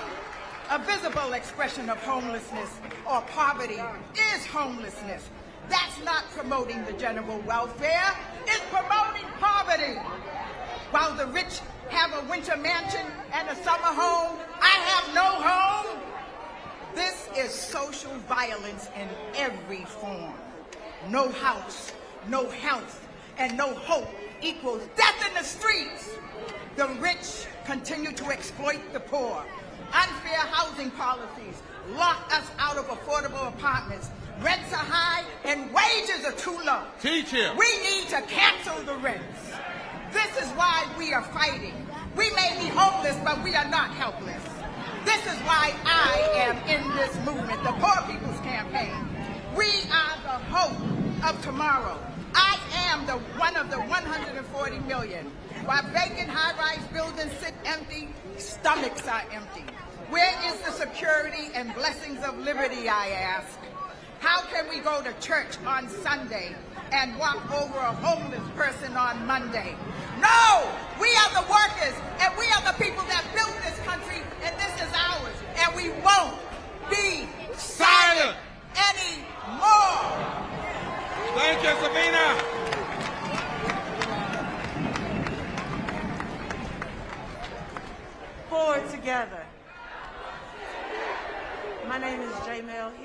I'm from Georgia, and I want to talk about the promised land. Abraham and Martin heard the voice of God directing them and listened. Between that time, our founding fathers dreamt of a promised land, one nation, under God, indivisible, with liberty and justice for all. And while we may have crossed into the promised land, now is the time to do more. Like our forefathers, the work is not done after crossing, and now is the time to subdue, to overcome poverty and systemic racism, to bring under control the trauma afflicted on our children, as almost 50% of children in Georgia are born and raised in poverty. In Georgia, almost half of our children grow up worried, unhappy, frustrated, and anxious. There are few opportunities, but an abundance of feelings of worthlessness and hopelessness. Our children are born without hope. Our children are bullied and judged. They don't get to go on school trips, but they do get to go home every day to gun violence, overcrowded homes that offer no safe place to do homework or play. Our children are often embarrassed. They lack education and they inherit poverty. We have health issues. We are exploited for labor while we suffer from inflation and lack an ability to invest. We suffer from corruption, disease, insufficiencies, terrorism, high crime, mental illness, starvation, and drug abuse. Here in America, where we have the worst poverty rates out of the world's top 25 economies, we have the working poor who cannot afford health care or are not offered health care.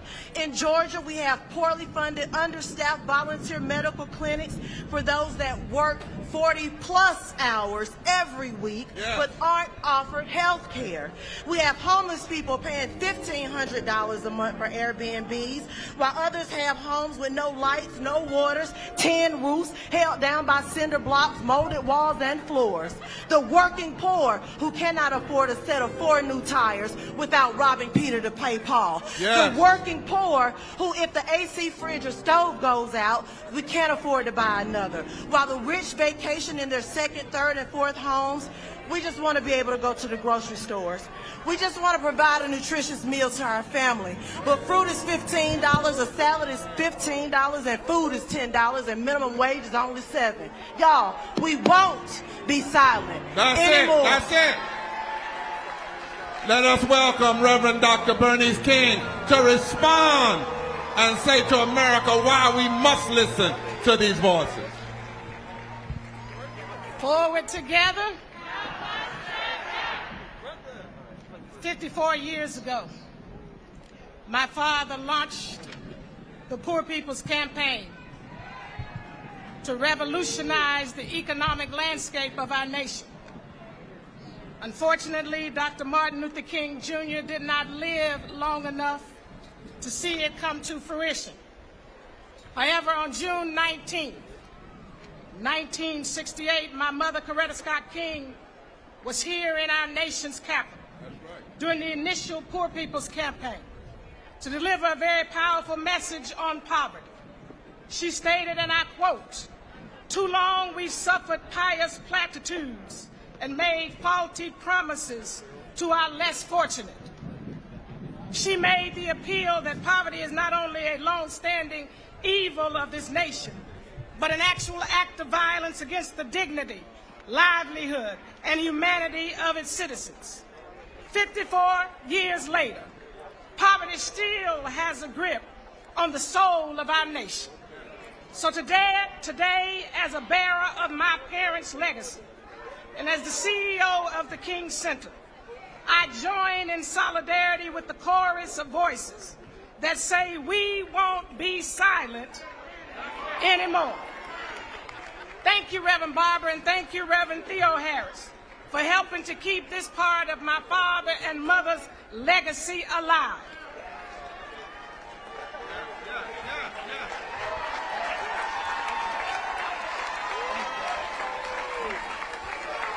And thank you for keeping the movement going. Today, we are here to awaken the conscience of the citizens of this nation. We are calling upon those who have ears to hear, tongues to speak, and hearts to respond, to join the movement to rid this nation of the evil and violence of poverty. You have heard the real stories of those who suffered the injustices of our nation, a nation that refuses to open their eyes to the inhumane realities of poverty, a violation of the dignity, worth, and value of people who are made in the image of God and after God's likeness.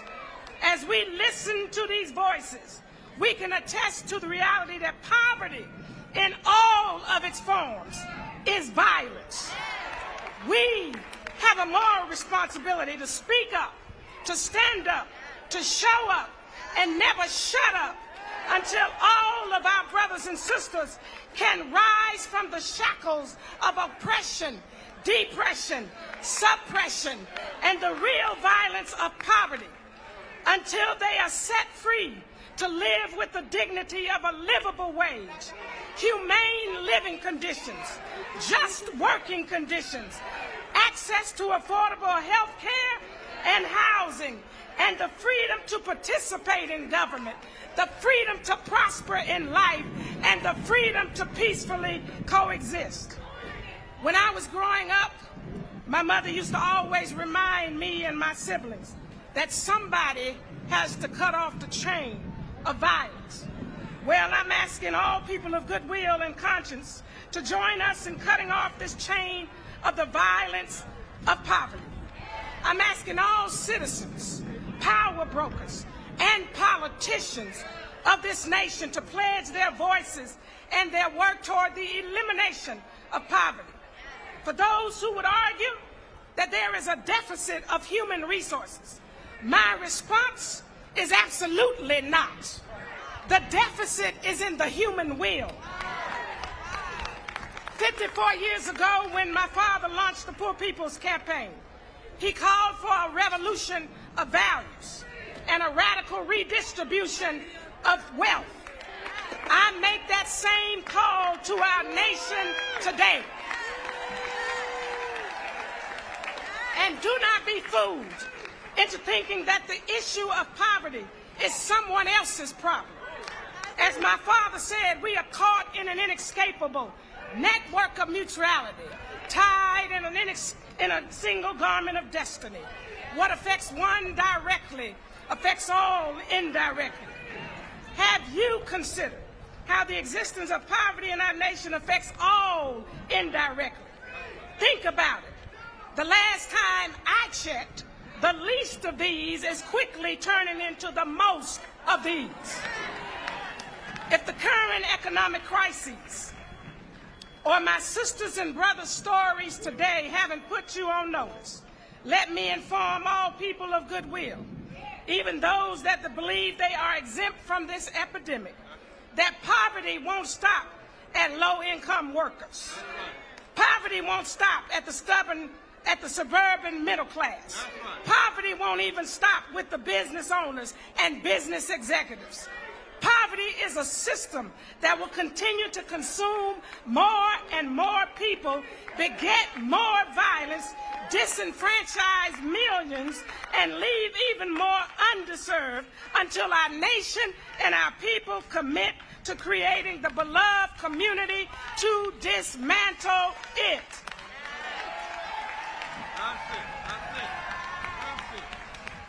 And it's going to take all of us to do our part to make this happen. We must work from several different angles. While there are those in our society who are turning a blind eye and a deaf ear to the ever-increasing rent for poor and low-wage workers, stay tuned, because I'm working on a pathway to transition them from being renters to becoming homeowners without the requirement of a credit score.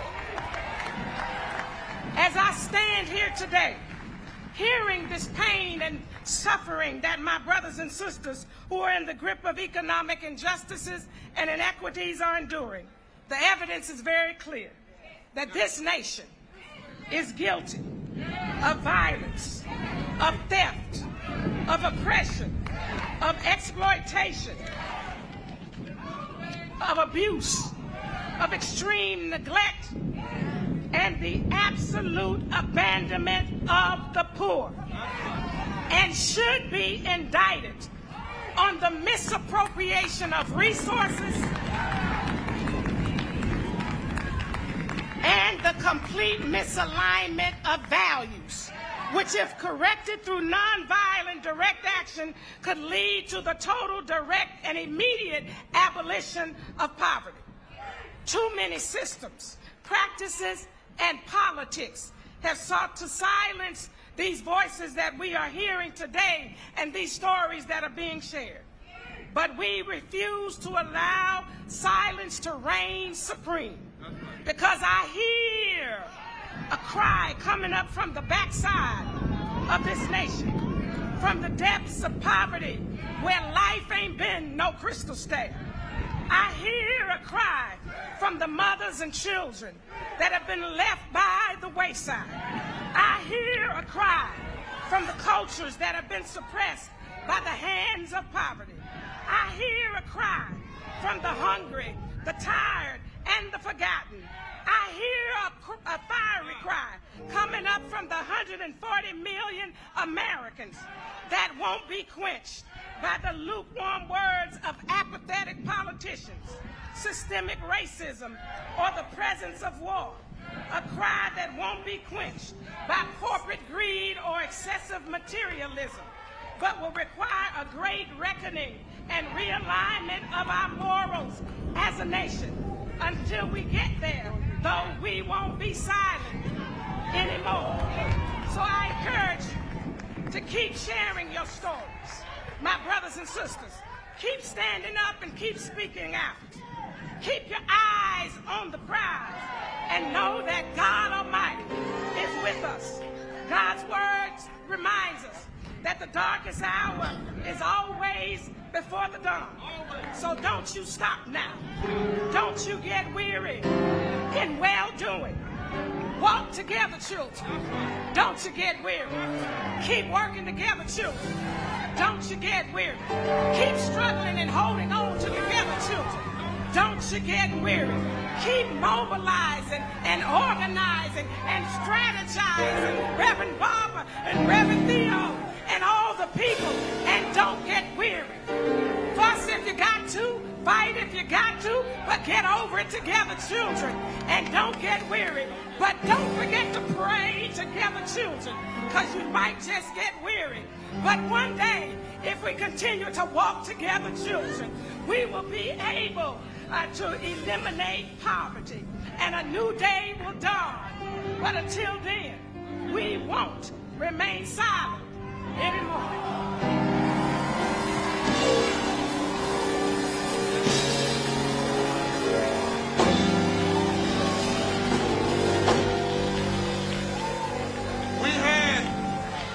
We had to give Dr. King and Coretta Scott King's theme some extra time, because we want you to know your father's death is our resurrection.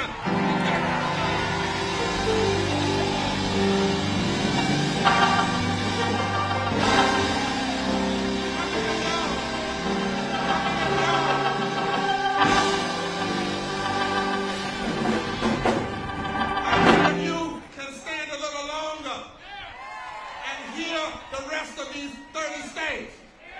And while we're standing, can we sing about 1 minute? Ain't gonna let nobody turn us around. Come on, band. Come on, Yara. Everybody put those hands together and sing it like they sung it in the Civil Rights Movement.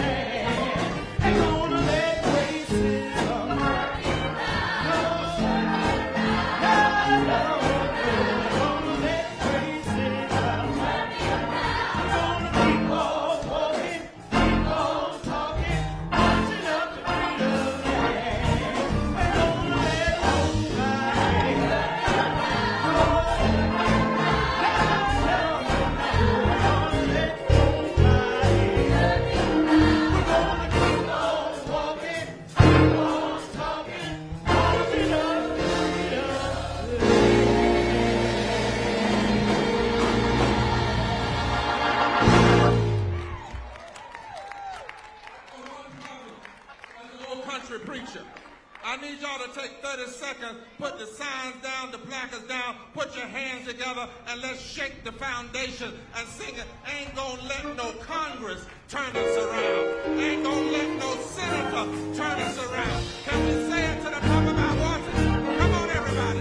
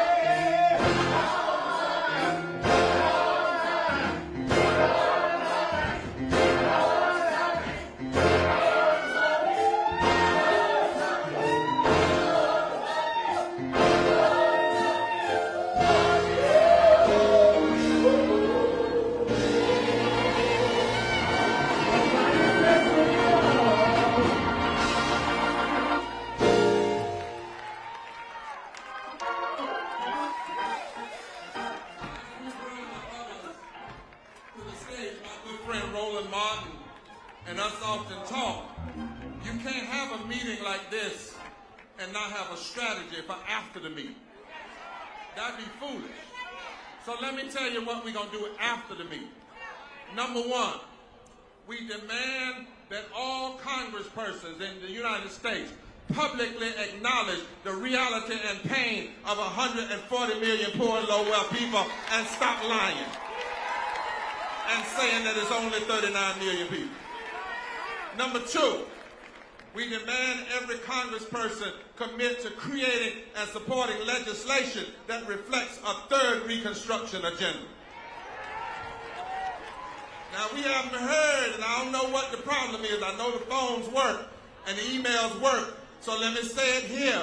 We demand, come on, Liz, we demand a White House Poverty Summit with President Biden to allow this administration to meet with a delegation of poor and low-wealth people, religious leaders, and economists now. Number four, the campaign will engage in massive mobilization and outreach through every means available to us. Number five, we pledge to return to Washington, D.C. in September and bring 5,000 poor and low-wealth people and religious leaders and 100 economists in a nonviolent direct action to walk all day in the halls of Congress. We won't be silent anymore. And today, this campaign announces its launch of a nationwide effort for the next 143 days to register and educate poor and low-wealth communities to vote in every election for candidates that commit to addressing poverty and low wage. And number seven, we declare that we are a movement that votes a movement that fights, a movement that marches, a movement that uses nonviolent truth and love, and a movement that ain't never going nowhere no time soon. Coming to the stage now, at this moment, to speak to us, because we want America to hear herself. We are bringing Guadalupe de la Cruz from Florida. And you probably see numbers of poverty on the screen. It should be. From New England, Nebraska, Angela Montalvo. From D.C., because we wouldn't come here and not talk about poverty in D.C. and the need for statehood. Akula Ali. And responding to them will be Latasha Brown of Black Voters Now.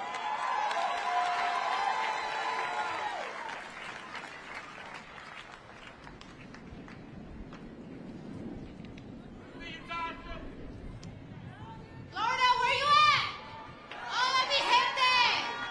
My name is Guadalupe de la Cruz from Homestead, Florida. There is a phrase that I grew up with all of my life.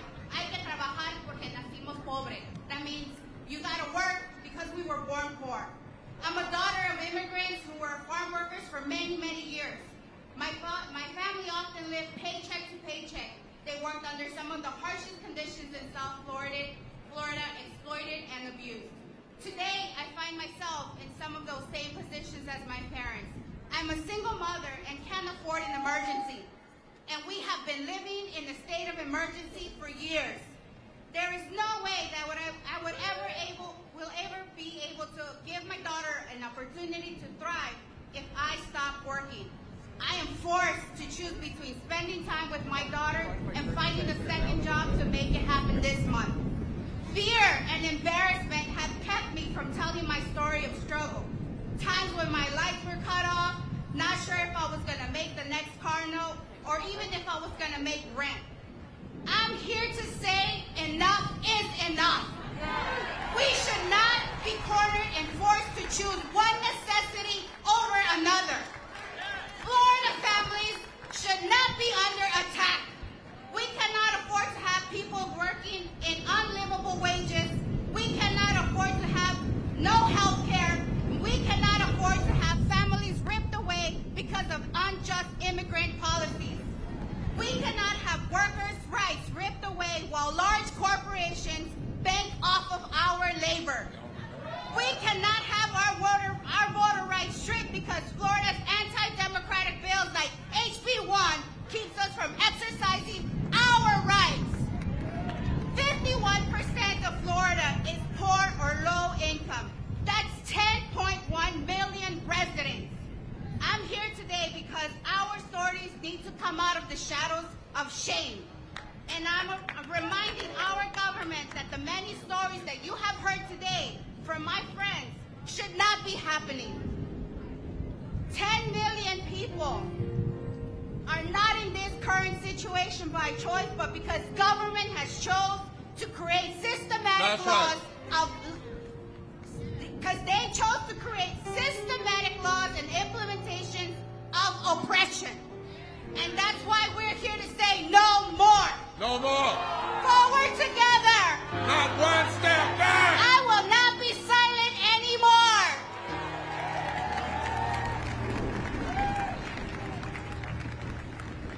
My name is Angela Montalvo. I'm one of the tri-chairs of the Nebraska Poor People's Campaign.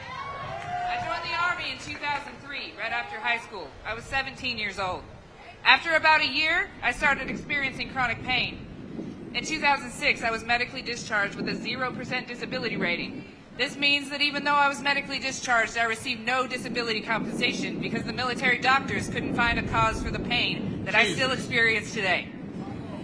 I met my husband in the Army while working in military intelligence. From 2007 to 2008, he was overseas. That was the first year of our oldest child's life. As you can imagine, that was quite a challenge for a new family. Since he returned, he's been diagnosed with PTSD, skin cancer, and sarcoidosis, all linked to his service. He's unable to work because of this. Just 2 months ago, the VA began withholding his disability compensation because they made an error in his GI Bill calculations and now say that we owe the VA more than $20,000. We found out through a letter in the mail. He served his country, and we ended up in debt to the VA. We are just two of the over 34,000 low-income veterans in Nebraska. We make up to 25% of the Nebraska veteran population. There are poor and homeless veterans all over this country. We must stand together to demand an end to this war economy that benefits the wealthy at the cost of poor people's lives and health. We will not be silent anymore. Yes. Everybody shout it. We will not be silent anymore. Welcome to D.C. My name is Akoshua Ali. I'm the president of the NAACP Washington, D.C. branch. But more importantly, I'm a D.C. native, a D.C. resident, and I live in Southeast, Ward 7, east of the river here in Washington, D.C. Today, I stand in solidarity with Reverend William Barber and moral allies to end poverty and demand a shift of this moral consciousness in this country. Poverty, voter suppression, unemployment, underemployment, wealth gaps, health care access, environmental injustice, lack of affordable housing, maternal morbidity, and gun violence all continue to suppress vulnerable communities in this country. The gap of poverty and privilege demands change. Before the COVID-19 pandemic, 700 people were dying a day from poverty. The economic devastation of poverty affects all people, people of every race, creed, color, and sexuality. 140 million people are living in poverty, poor, or low wealth in this country. Poverty is not a left or right issue. It is not a Democrat or Republican issue. It is a moral issue. In the words of Reverend William Barber, we do not have a scarcity of resources in this country. We have a scarcity of moral consciousness. So today, we rise to confront systemic racism, poverty, and privilege. We need quality health care, quality housing, quality public education, livable wages, reproductive justice, protecting a woman's right to choose, and we must protect voting rights. But we must demand statehood for the District of Columbia. I can't talk about voting rights without talking about statehood for D.C. Without statehood, the people of D.C. do not have the right to pass our own laws without congressional approval. D.C.'s fight for statehood is an egregious example of voter suppression. Without statehood, D.C. residents are denied the autonomy to build our own health care and set legislation. It is a public, health, and racial injustice. Yes. Now, in closing, this is time for us to transform this nation. So when we say stand up, fight back. Stand up, fight back. No justice, no peace. Peace and power. Thank you all. Yes. By and by, Lord, when the morning comes, and we all the saints will come together as one. We will tell the story how we overcome, and we'll understand it better by and by. Oh.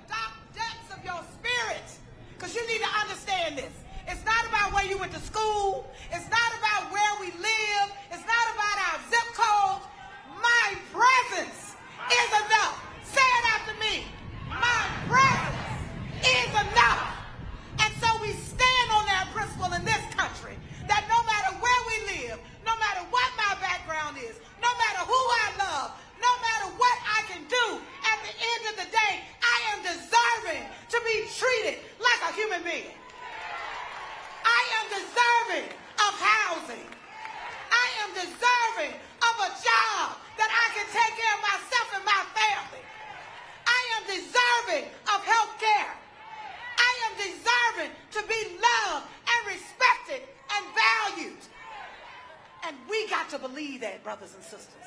And so I'm going to ask you to do something for me. Everybody out here, I always ask folks, I want you just to take a moment wherever you are, and I want you to close your eyes. I want you to just take everything out of your mind right now. I want you to close your eyes, and I'm going to ask you a question. I want you to hear this question with your spirit, not with your mind. My question to you is, what would America look like without poverty? What would America look like without racism and sexism and homophobia? What would America look like? That's it. Now I want you to open your eyes. I don't know if you were able to see anything, but that is the America that we desire and that we deserve and that we're going to stand for and that we're going to fight for and stand in this space with you. And so in that, as I get ready to end, even in this weekend, as we're coming here in Juneteenth, like this is the Juneteenth celebration will be on tomorrow, where there were enslaved Africans that came to this nation, like in our bodies were sold, our bodies, all of our labor. It has been in that same spirit that this country has exploited the bodies and the work and the wealth and the wisdom of all of us. But no more. No more. Because God said that the last shall be first and the first shall be last. Brothers and sisters, it is time for us to take our rightful place. Because I heard somebody saying, oh, freedom, oh, freedom, oh, freedom over me, and before I'll be a slave, I'll be buried in my grave and go home to my Lord and be free. Give it up. Amen. Give it up. Tasha Brown, co-founder of Black Voters Matter. We're joined right now by Reverend Dr. Frederick Douglass Haynes, Friendship West Baptist Church in Dallas, also an alpha man. Of course, Poor People's Campaign co-conveners, Reverend Dr. William J. Barber, our fraternity brother, picking up the mantle of our brother Martin Luther King Jr. as well. Reverend Haynes, this is one of the things that Reverend Barber and I always talk about, and he mentioned from the stage, is that it drives me crazy when folk have marches and protests, but the whole focus is on that day. And what they have done, which is why I have said, Reverend, I stand with you 100%, is they are constantly about mobilizing, organizing, getting data, knowing who's there, collecting the information, and then begin to assemble people and move them when it's necessary. It's a waste to have an event and just for that day. Right. And one of the things I love about Bishop Barber is he has picked up the mantle of Dr. King so that we organize with an objective, we march with a mission. We are real clear why we are here in terms of continuing the legacy of Dr. King, but then he listed the 5 pieces we're going after in terms of ending the false narrative of religious nationalism, of the war on what? The environment, the war economy, standing up for poor people. We are real clear on why we are here. And again, for me, this is how we celebrate not only the legacy of Dr. King, but how appropriate it's Juneteenth weekend. Juneteenth, and I saw you say this, Juneteenth is not just about going to a park and partying. Juneteenth is about organizing, mobilizing on purpose, because that's the only way we're going to turn this thing around. And of course, when Bernice King talked, she talked about, of course, her mother, Coretta Scott King, continuing this. She often said, they killed my Martin when he started talking about the money. Right. In his book, Where Do We Go From Here, Chaos or Community, he talked about, again, America dealing with economically the poor, the disenfranchised. Right. This is about money. Right. And I said earlier, and I tweeted this, that the same weekend right now, Ralph Reed is having his white conservative evangelical conclave going on, and Donald Trump spoke. And it's called the Faith and Freedom Conference, and you ain't going to hear the poor come up at all at that.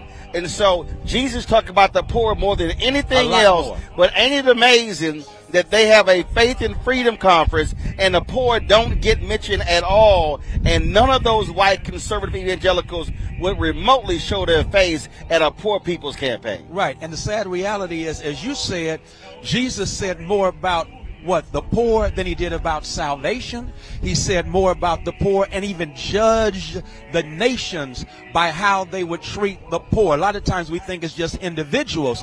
That text says, I'm going to judge the nations. And so I want to know what Bible Ralph Reed is reading from. Oh yeah, it's the Donald Trump Bible. It's an edited Bible.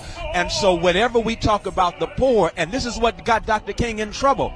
Dr. King did not get killed simply for marching. He got killed because he was challenging the economics of the nation. That's he right. said it did not cost us anything to integrate a lunch counter. As a matter of fact, they benefited from integration. Right. But it does cost you to actually deal with poverty instead of declaring war on poor people. So this, for me, represents not just King, it represents the King of Kings. If you call yourself about faith and you're not dealing with poor people, then your faith is fake. And the declaration of that also speaks to the fact that what they have done is they have suggested that if you're poor, you're lazy, you're trifling. No, this is the working poor. They are working. Thank you. Thank you. Which represents a system. And so what we're calling for is the overhauling, the transformation of a system where you have poverty as an outcome for 140 million Americans in the richest nation on the planet. And we're watching what? The wealth gap continues to widen. And as the wealth gap widens, some are doing real well during this inflationary time. They are profiting from inflation. That's systemic. That's not laziness on the behalf of individuals who find themselves struggling. And like you said, they are the working poor, working 2 and 3 jobs. In Dallas, our mayor had the nerve to talk about a summer of safety and holding accountable parents and guardians. Well, you're talking about doing that without also increasing wages so they don't have to work 2 and 3 jobs and be away from home. We're talking about the working poor who we have vilified in this country, and that's anti-Christ. Something else that Reverend Barber said, he said our focus is the next 143 days, and that is knocking on those doors. I was talking to Mondale Robinson, who just got elected a mayor of a town in North Carolina, 3,000 people, 95% black. But they elected a white Republican mayor last time. He just booted him out. But what Reverend Barber said is that he said it's not that they're not voting. No one ever knocks on their doors. So part of this is also you've got to go to them. You've got to knock on that door. Find out what their issues are. That's what Cliff Albright, Latasha Brown has done with Black Voters Matter. And so what I keep saying on the show to all these people who are commenting, who are complaining, you can't just sit there and say, well, what have they done? No, what have you demanded of them and put that pressure on them and pushing them? And I keep saying to our audience, go ahead and sit at home and see what's going to happen. Go ahead. Like, we see exactly what they're going to do. They've made it perfectly clear. Any policy that anybody wants, you're guaranteed not to get if they control the House and Senate. Oh, it's no question. As a matter of fact, what we've got to recognize is who now chairs committees, who now is appointing judges after 2024. In fact, and all of that's local. Ron Klain tweeted this. Ron Klain tweeted, he's the chief of staff to Biden. He said in 200 years, the U.S. Court of Appeals, in 200 years, I'm just going to read it. It is important. I don't understand why they haven't cut an ad on this. He said, in 200 years, 8 black women have been appointed to the U.S. Court of Appeals in 200 years. Biden has appointed 11 in 2 years. Wow. And again, that has to do, it starts with our voting. So again, we sit back and do nothing. Nothing leads to worse for us. Let's just be real clear on that. And so it's very important, and they keep, and that's been the refrain here. We won't stay silent anymore. And silence has to do with what? Organizing, with an objective to get to the polls. And when we get to the polls, we hold people accountable. Because again, I think you saw the sign I saw in Ghana when I went there a few years ago that said, you know, bad politicians are elected by people, good people who don't vote. So if you want bad policy, don't vote. And what I am saying, and this is the mistake that people make, I am not, first of all, I don't just give somebody my vote. I'm making a demand. I've made it clear to the Biden White House. I want y'all changing policies when it comes to black-owned media. Thank you. See, that's what gets me when we talk about what is your concern. Right. I have a black-owned media company. The point I'm making is I'm saying this is what I want, and I'm making demands of somebody who I voted for. That's what I'm supposed to do. Exactly. Well, what gets me is when people say, man, you up there begging them folks for money. That's our money. We're constituents. We paid for it. I'm sorry. Why should I not be demanding Thank you. I get a piece of what is ours? In fact, for all the folk out there who need to understand, last year I sent the federal government $335,000 in taxes. Yeah. I haven't gotten that back in advertising. Thank you. So for somebody to say I should be making that demand, that's what we're supposed to do.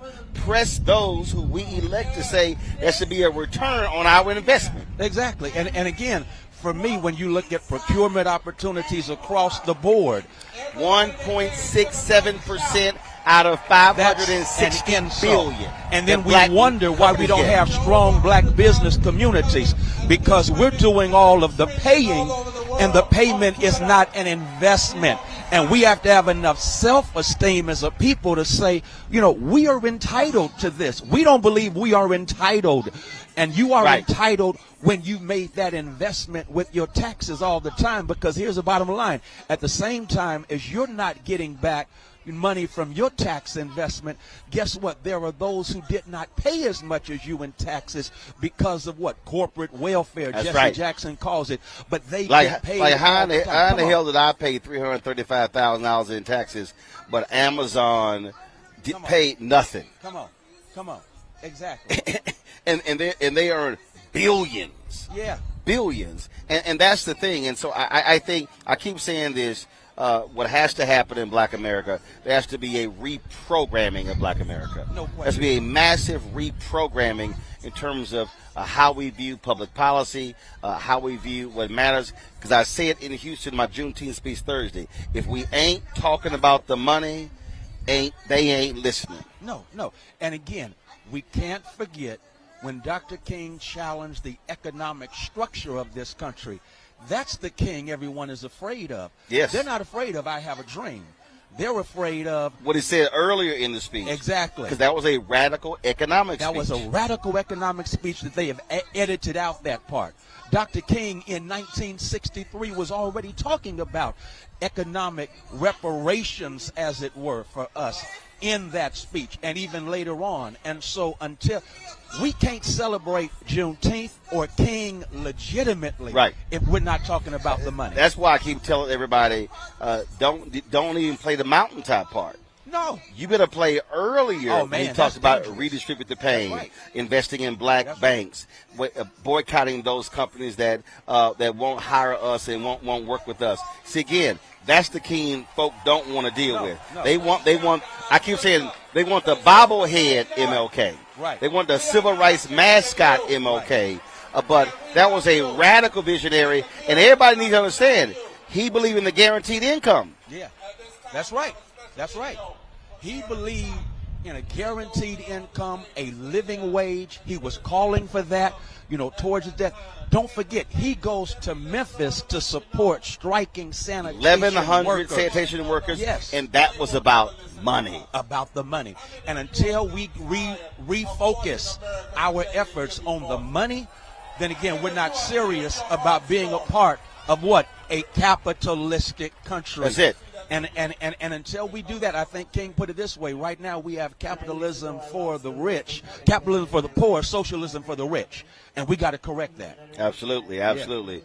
Well, Fred, always good to see you. Good to see you, Keep handling your business. Alphas are doing this. Well, you know, first of all, servants of all, we shall transcend all. Come on. We done. All right, appreciate it. All right, folks.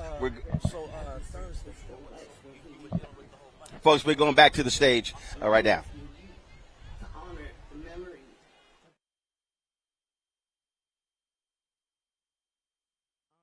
Poor and abandoned young people all over this country by making it possible for everyone in this country to get the health care we need, including mental health care. A lot of our people die young.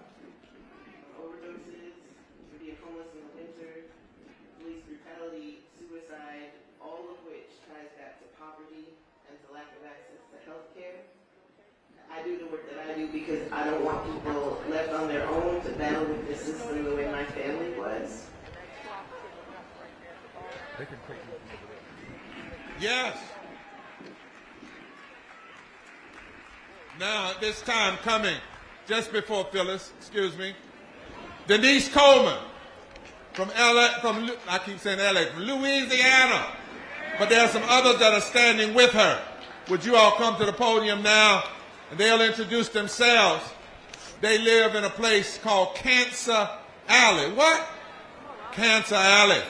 And they are they are refusing to quit fighting for lives. Then after, Katira Daffin and Maya Torlaba, and then Joshua Kupalaya, is that right? Kapala, and then the mighty Tanya Fogel from Kentucky. Greetings, I'm Denise Coleman, a native from New Orleans, Louisiana. I am here. I have survived, I am alive, and today I thrive. Why? Because I was sentenced to a concurrent double life sentence. I served 38 years under the old law. That meant that I should have been out after serving the 30 years. And they kept me for another 8 years. Why? Because they lost my file. How many more incarcerated are serving needless time because their files are lost? We are forgotten people. We are poor people. And we are suffering. While I was in prison, my mother died. My husband died. My daughter died. Had the prison system let me out when my time was up under the old law, under old policies and rules, I would have been there. I would have been there to see my daughter, my mother, that's right, my husband. They would not let me see her. She passed, and I could not see her when she died. Why? Because I was poor and wrongly kept in prison for an extra 8 years. I am a mother, and I was devastated. I am here to tell you, incarcerated lives matter too. On top of that, I received a letter from Washington, D.C. to the Mississippi Parole Board saying, terminate parole, case closed. The Mississippi Parole Office did not tell me. 9 months had passed, and I still didn't know. Why am I still paying today supervision fee? That's why I started organizing inside. That's why I came outside organizing. And that's why I stand with the Poor People's Campaign. I am resilient. We as a people are resilient. And we won't be silent anymore. Yes. Forward together. Not one step back. Now these two people that are coming, I know somebody says, well, every other state had one speaker. But let me tell you, these two people have literally faced death and fought against death. We had an issue with the buses. Would you all be kind enough to let each of them have a minute to tell why this campaign will not abandon the people in Cancer Alley? And we say that anybody that doesn't go to Cancer Alley doesn't deserve to sit at 1600 Pennsylvania Avenue. Good afternoon. My name is Sharon Levine, and I'm from St. James, Louisiana, a little town in the middle of Cancer Alley. Cancer Alley is an 85-mile stretch between New Orleans and Baton Rouge, and I have 12 industries in my neighborhood within a 10-mile radius. Two members of my organization died with cancer. There's an area in St. James called Burden Lane. It's bombarded with two industries, and they are sandwiched in. The industries will not buy them out because they are black. They bought out the white neighbors, but not the black neighbors. Our air is polluted. Our water, we can't drink the water. And people have cancer, other illnesses, and we are dying. We need your help because we need help in St. James. We need help all through the corridor of Cancer Alley. Our politicians vote for industry to come in. They sacrifice our lives to make a profit. So we will not be silent anymore. Thank you. Hi, I'm so proud to be here. I'm from the adjoining parish in what's called Cancer Alley. Cancer Alley, worse than that, in their quest, I think, to commit genocide against the poor black people of that 80-mile strip, we have been deemed a sacrificial zone. I want to say that in front of the world. I had to bring that to the attention of the people. Not only have they dubbed us Cancer Alley, they have actually officially said that we are a dispensable people. They came into our community in St. John and put this horrible chemical plant. The DuPont Corporation, along with the Japanese people, Denka, 1,500 feet away from an all-black elementary school. That ain't right. And they have, since our fight against them started in 2016, we've just been informed that they have actually increased. DuPont Denka has the audacity, my God, the temerity. They are such cruel, awful people in seeking corporate profit that they have increased the poisons on that school of 400 to 500 black children as of today. And my brother, we are not going to leave that alone. And we will not turn around in our fight. And yes, we will not be silent. And we thank you and Reverend Barber and his organization. Thank you very much. From Oklahoma.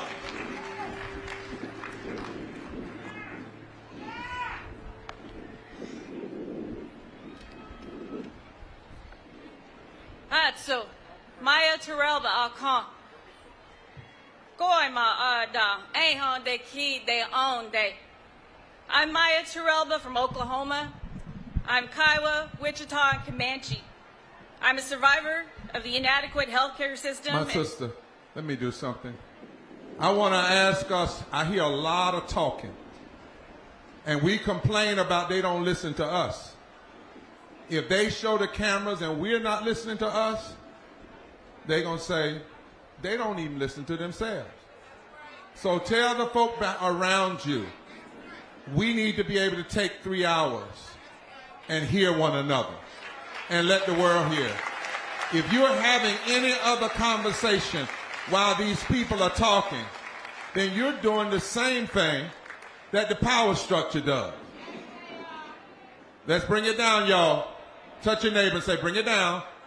Let's have attention for at least 3 hours. Can't we do that together? My dear sister. Thank you. I'm a survivor of the inadequate healthcare system and failed social services in this country. I'm a survivor of physical and sexual violence. Social services in Oklahoma had multiple chances to intervene when my mother abused me and my siblings, but they did nothing. Later, my sister was killed running away from an attacker. Her son, a veteran who I took as my son, died from suicide 2 years later. when we begged for help during their mental health crises, policies in Indian healthcare and veteran healthcare systems prevented them from receiving immediate care.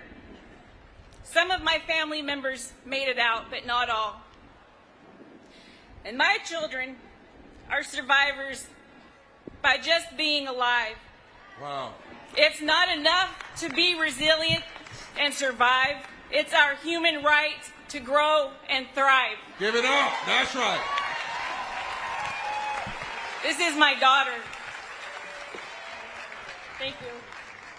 Hotso. I'm Kateri Daffron from Oklahoma. I've experienced and lived in an impoverished community all my life. I grew up in Anadarko, Oklahoma, where there are jobs that lack the guarantee of living wages. This caused my family to experience food insecurity, job instability, and poverty. In one of the most successful countries in the world, we are barely getting by. Although I moved away, I am still in poverty. I can't leave poverty. I am 17, a child, yet the country has already failed me. This is wrong. Wrong. I, a child, shouldn't have to worry about whether my family is going to be able to pay the rent this month. I shouldn't have to worry about whether the SNAP benefits will be enough to feed me and my family. I am not old enough to vote, but I am one of the many teenagers experiencing this injustice. I shouldn't be the one to have to carry this burden. How do you expect me to contribute to your American dream when I don't even know if I'll have a home next week? I don't want handouts, and I want a fair and equal shot, and until then, we won't be silenced anymore. That's right. That's right, we won't be. Thank you, my young sister. Can y'all stretch your placards and signs to the heavens and say, we don't mind the wind, but could you hold back the rain? It never rains on a moral movement. And if it does rain, it's a sign of blessing. That's what they say in Africa.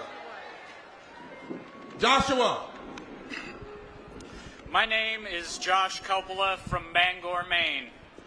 How do I know who I am?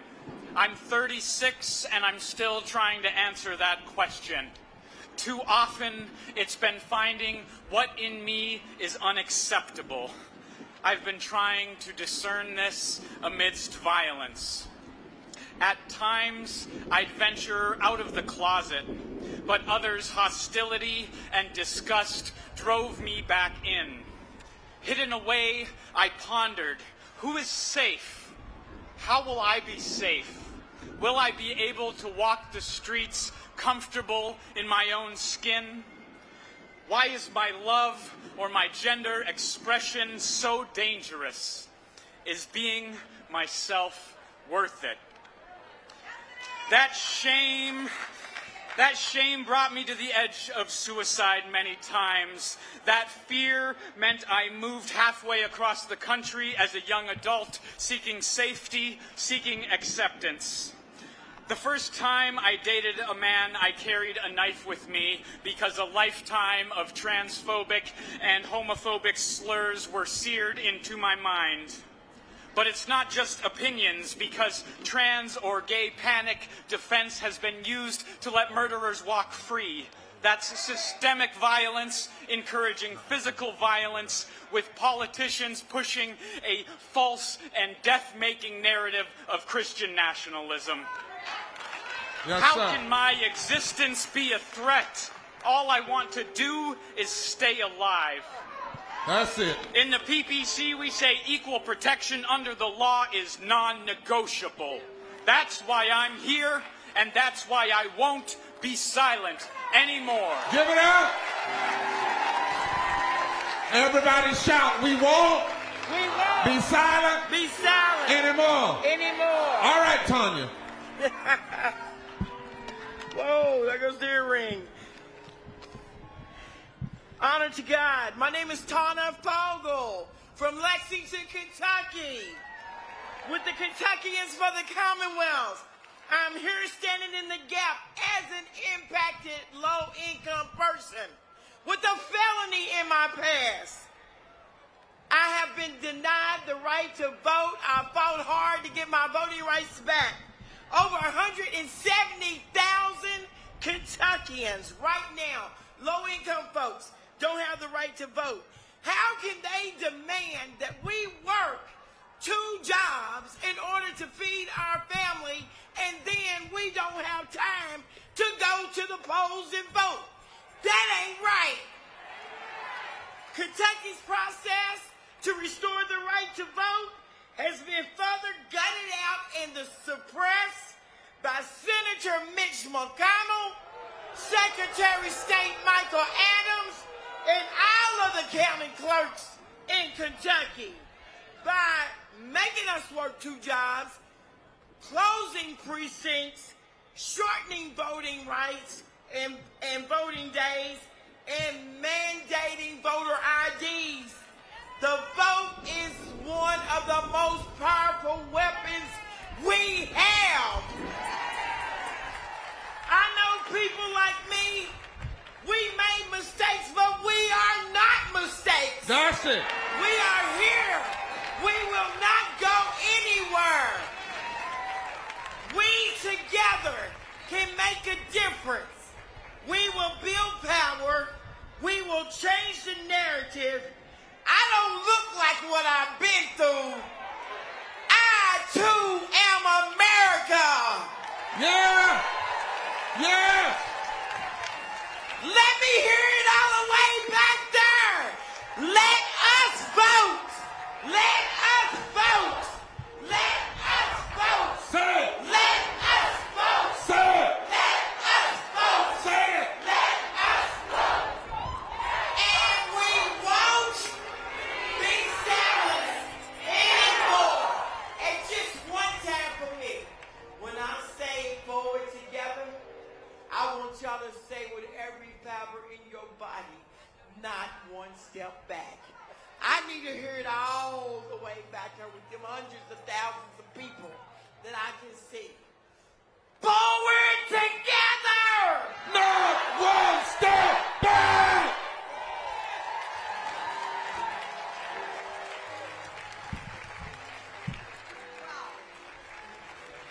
All right, folks, we continue our live coverage here on the Black Star Network of the Moral Assembly of the Poor People's Campaign here in the nation's capital. Joining us is economist Dr. Julian Malveaux, of course, University of California. Which one of the campuses is it? Which campus in L.A.? Cal State. All right, then. Just hold that microphone up right before your chin, right below your chin. Right below my chin, okay. What I keep saying, this is about, you cannot confront or deal with America unless you confront the money. Yeah. Period. The money. You know, what's my favorite word, Roland? Predatory capitalism. If you follow, that's it. Now, hold on, I want you to keep this because this is a bi-directional mic. You got to keep it right in front of you. Okay. Go ahead, you good? So, like I said, my favorite word is predatory capitalism because that's what is going on. You know, I lost my mama a year ago, June 17th. We learned a lot. I mean, I know about predatory capitalism, but we learned a lot with the caretakers. We were paying an agency $47 an hour for my mama's care, but the workers were getting $15. So where did the other $32 go? You know, I mean, it's ridiculous. I mean, we cut a couple side deals. You know, I am an economist, so we cut we'll pay y'all off the side. But the fact is that these companies are exploiting us. And they're exploiting basically women, black women, other women of color. And it's not just with the caretaking industry, but with so many other industries. Yeah. People are being ripped. You're listening to these people, and they're talking about their stories. They're talking about what happened. And that's why we love Reverend Barber so much, because he does not just talk high-eye. Or doesn't have the so-called, as Reverend Jackson said in his 1988 speech at the Democrat National Convention, the big people. Yeah, no, he got everybody. And he said the first 100 minutes of this rally would be from the voices of the people. And that's what we're hearing.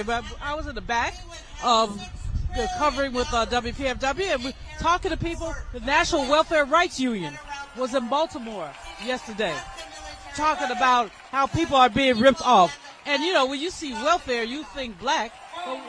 The majority of people who receive public assistance are white people. We talk about homelessness, but you drive around here in downtown D.C., people are getting paid to leave apartments and homes empty. They're getting paid. So this is why this is so important. It's like amazingly important. You see all these people, and this is not a black crowd. This is a mixed crowd. This is a economically affected crowd. Right. The thing, what was interesting, like right now, you have all this battle going on. People talk about inflation. But then you start breaking down all of these companies having record profits. It's because they're dramatically raising prices. I mean, that's literally happening right now. If you say inflation is 8%, but you look at the price of gas, you're like, that went up more than 8%. Yeah. And so, because people are driving me crazy. I'm trying to walk people through how we got to this point. And one of the things someone told me is that the White House economists have got to learn to start explaining this stuff in a way that non-economists can understand it. And so when you look at gas, I said, y'all, we didn't drive for 2 years. They stopped production. Well, when we started back after the vaccine with COVID, we used up the surplus.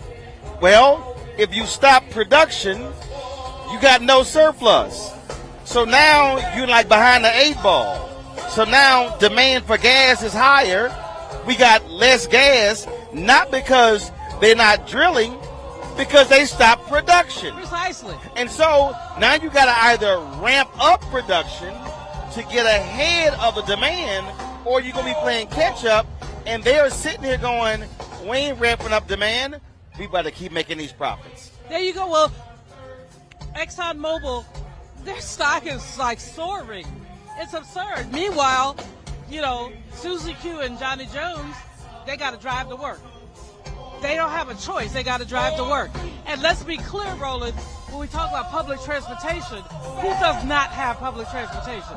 If you look here in D.C. as an example, Southeast D.C. does not have the same transportation infrastructure that up the street, 14th Street does. So these people if they want to go to work, they got to drive. And the gas prices are ridiculous.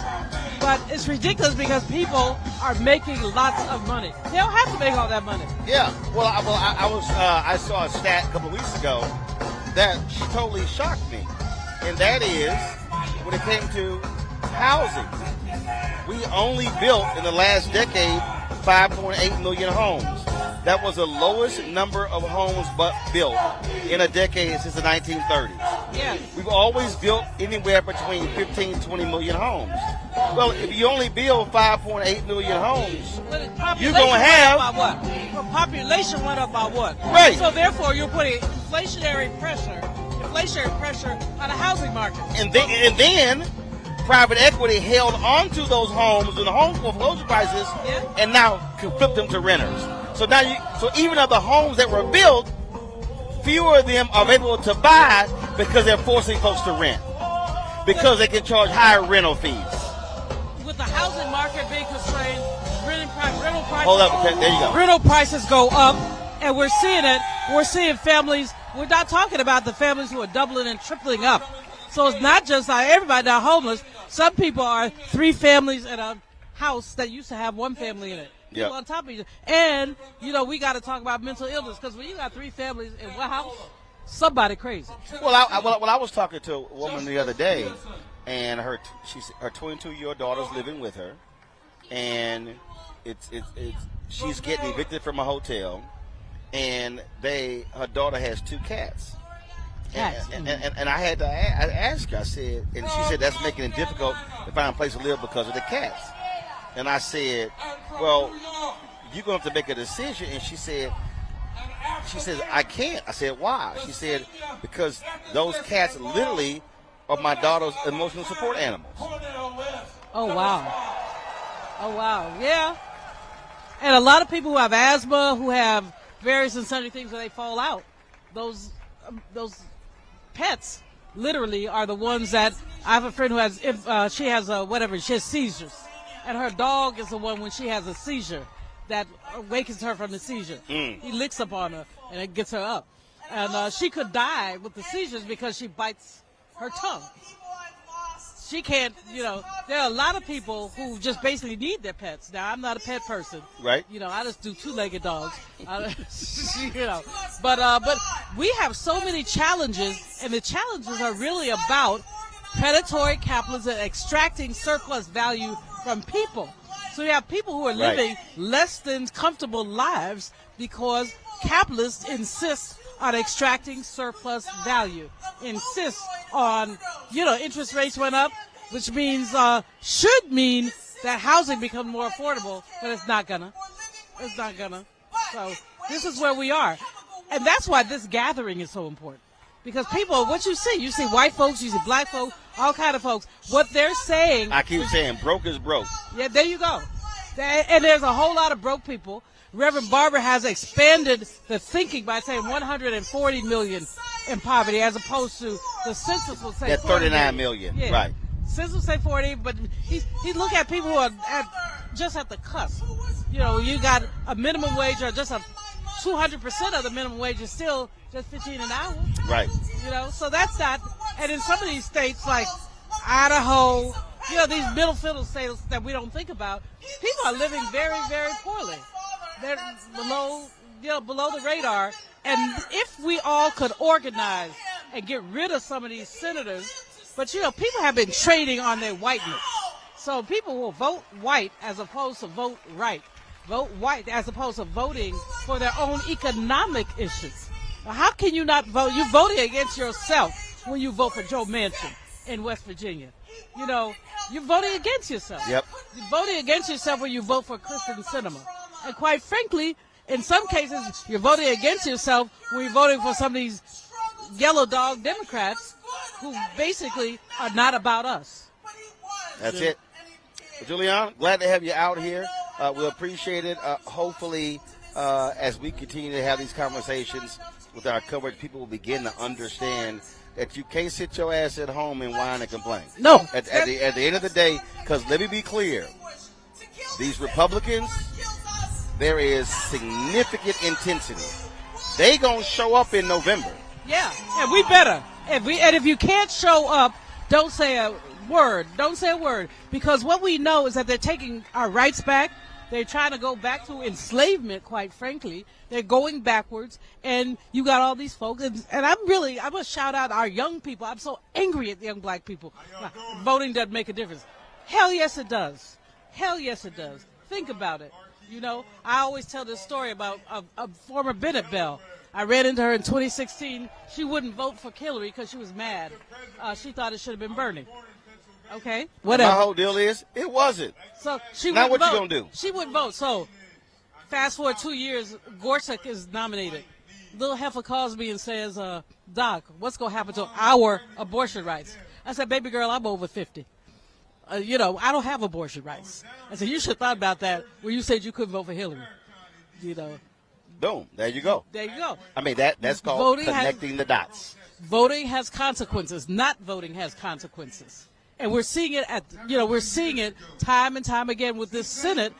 We want the child tax credit reinstated. Right. Why can't they do that? Because you got these Republicans who are not going to do that.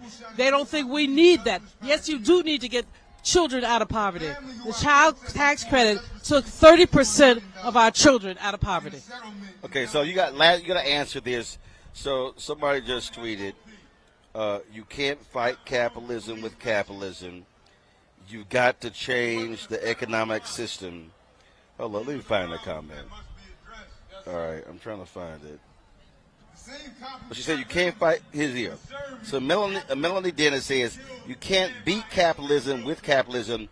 You have to change the economic system point blank. There's no way around it. And all this propaganda against socialism and communism is just that because it works. Well, you know what I would say? You can't fight capitalism with capitalism, but we live in a country of incremental change. Do not stay home because we have a capitalist society. Don't stay home because of that. Go and vote, because if we get a Bernie, we got an AOC, you got the Jamal Bowman brother out of.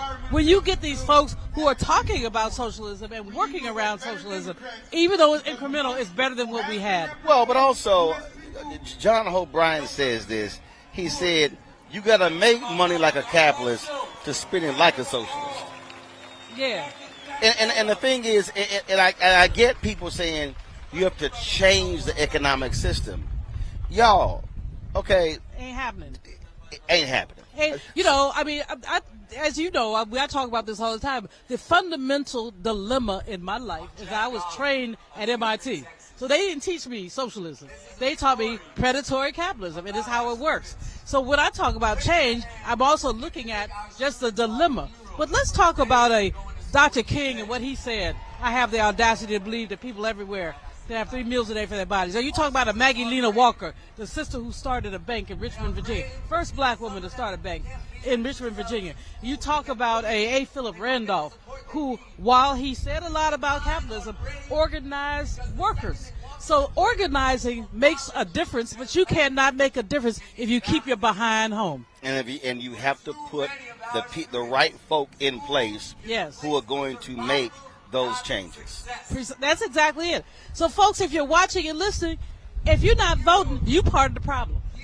Simple You're as simply that. part of the problem. No, not part of the problem. You is the problem. Simple as that. Doc, we appreciate it. Thanks a lot. Anytime. Thank you, Roland. All right, folks. We up are the good here. work, my brother. Thank you. We are here at the Poor People's Campaign Moral Assembly in the nation's capital. Folks, this started. It started about 3 hours ago. They have speakers from every state sharing their stories. And so let's now go back to the stage to hear one of the speakers.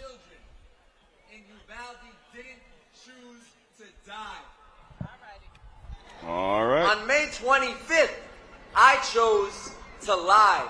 A student asked me, are we safe in school? And I said, yes.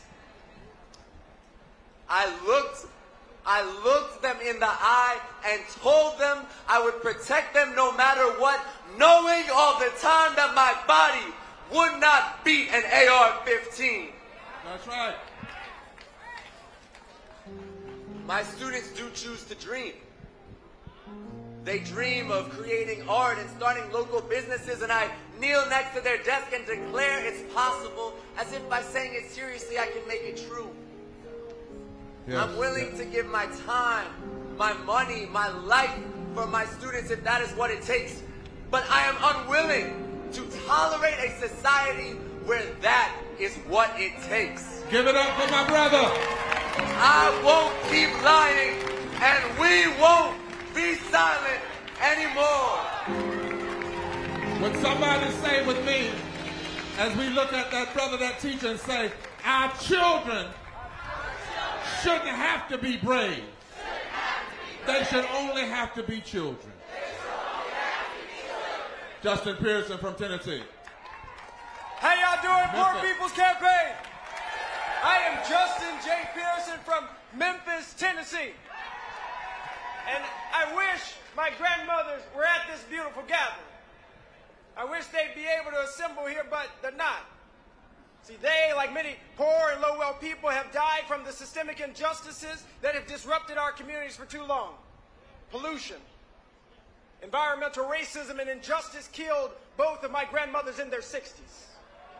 And now it is continuing to plague our communities, but they didn't die only as martyrs. They were witnesses to the possibilities of our country. Yes, sir. They were witnesses to a faith bishop that the folks who built that Capitol who were enslaved had. They were witnesses to a faith that we now carry forward, that they will try to crucify us. They will try to have systems that destroy us. They'll try to build pipelines through our communities. They'll try to poison our waters, but we know that there's resurrection possible. We know that there's a resurrection of people who care about the last, the lost, and the least possible. There's a resurrection of the 140 million happening. But not only that, they let me know that there was a divine intervention possible. It's a divine direction that they gave us. A divine direction that we have in our bodies. And that direction is this, is that the last, the lost, and the least will be first. It's a divine direction that says we will have clean air and clean water and clean soil. It's a divine direction that has the shouts of 140 million people saying we've got one way to go.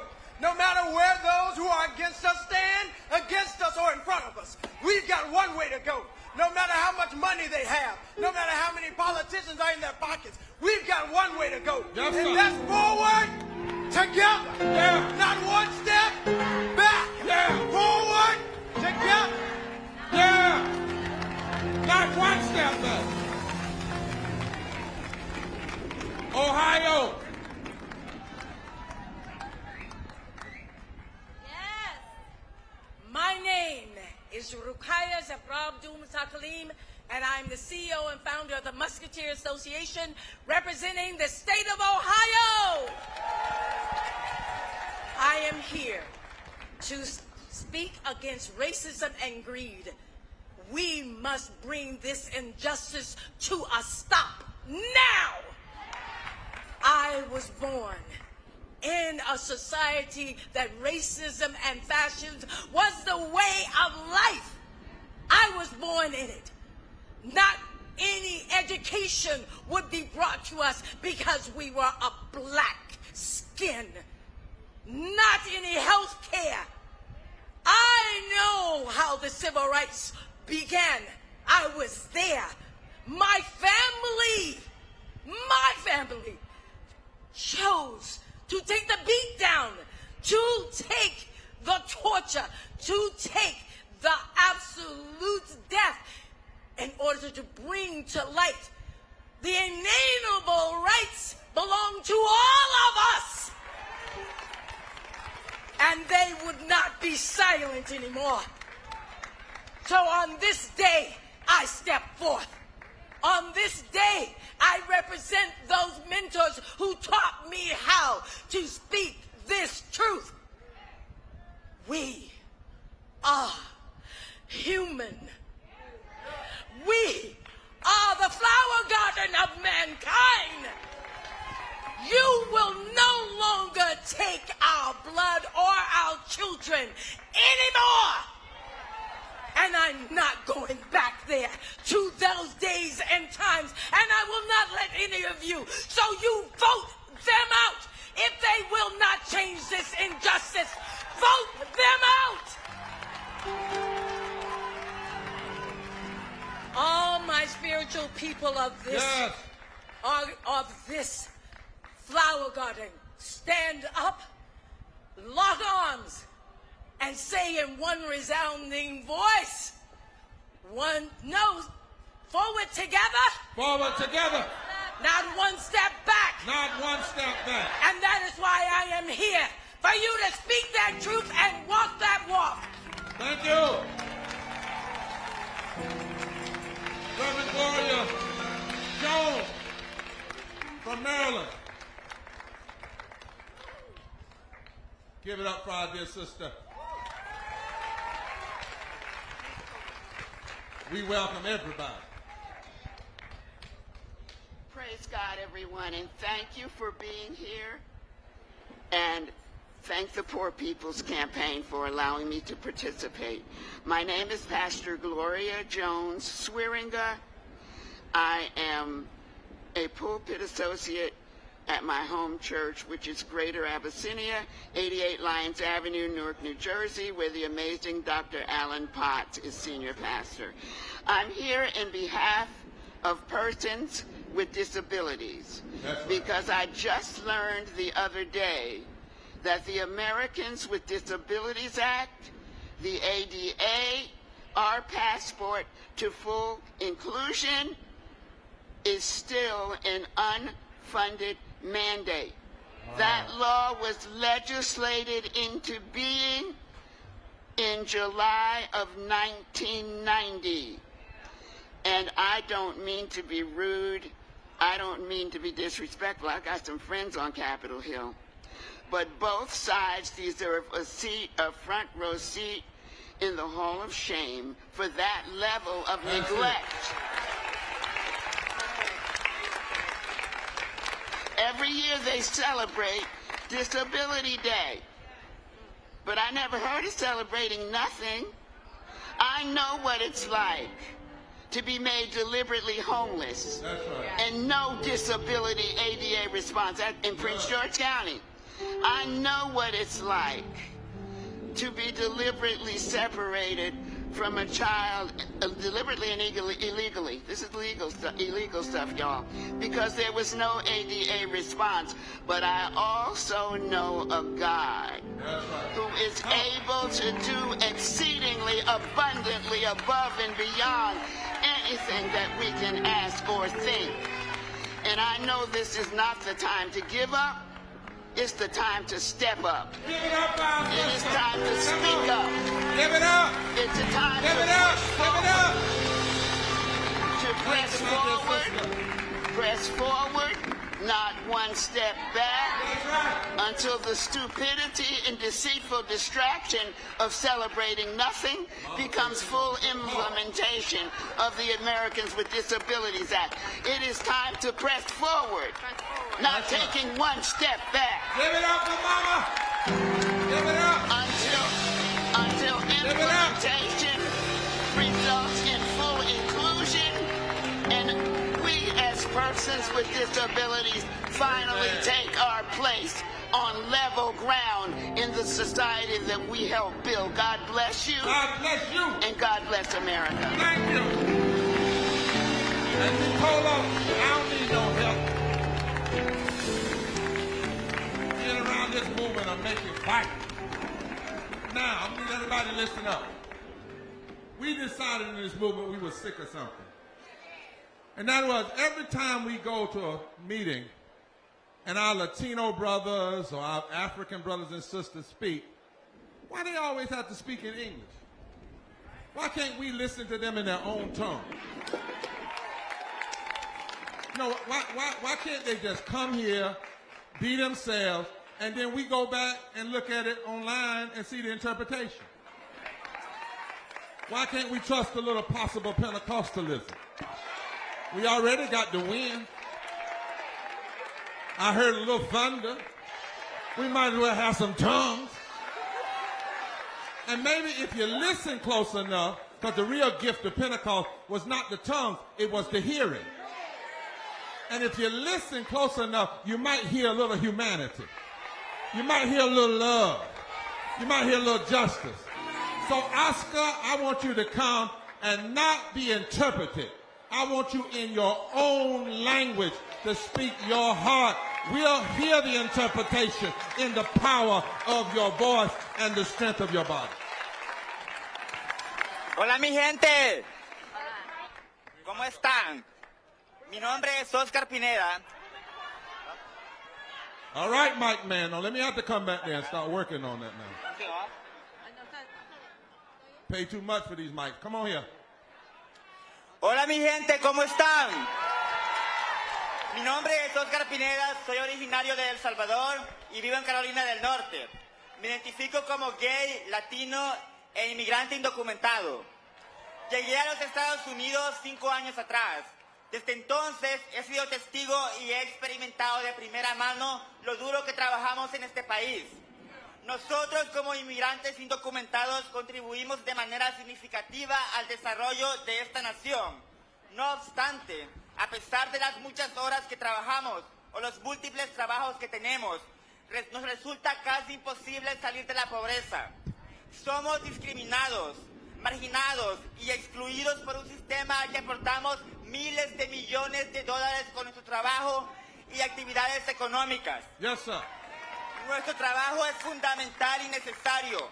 No existe una sola casa en este país, restaurante, campo de cultivo, fábrica o construcción que no hayan sido trabajados por inmigrantes indocumentados. Sin embargo, nos pagan menos, no tenemos beneficios laborales ni del gobierno. Yes. Tampoco acceso a seguro médico y oportunidades de crecimiento como cualquier otro trabajador. Estoy aquí hoy, orgulloso de lo que soy y represento. Hoy levanto mi voz por los más de 11 millones de inmigrantes indocumentados y las más de 140 millones de personas pobres en esta nación que vivimos bajo las sombras de los Estados Unidos y que luchamos día a día por mejores oportunidades y mejor calidad de vida para nuestras familias.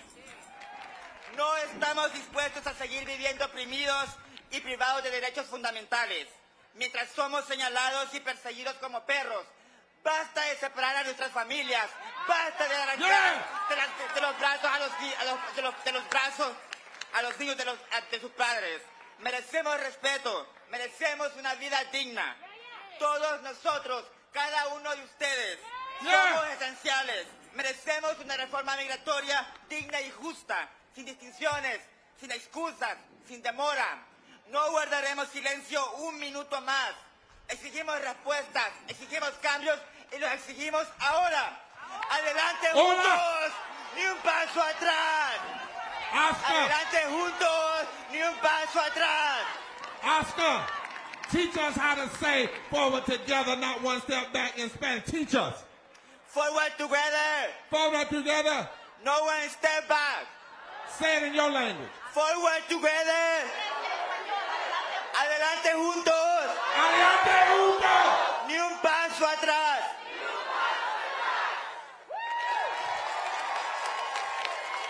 And look what happened when we lifted our hands to the heavens. When we allowed tongues in the room, the clouds moved and the sun came out. It's Pentecost right here. A moral Pentecost right now. Dr. West, the other youth, the young West, Reverend West, before Dr. West.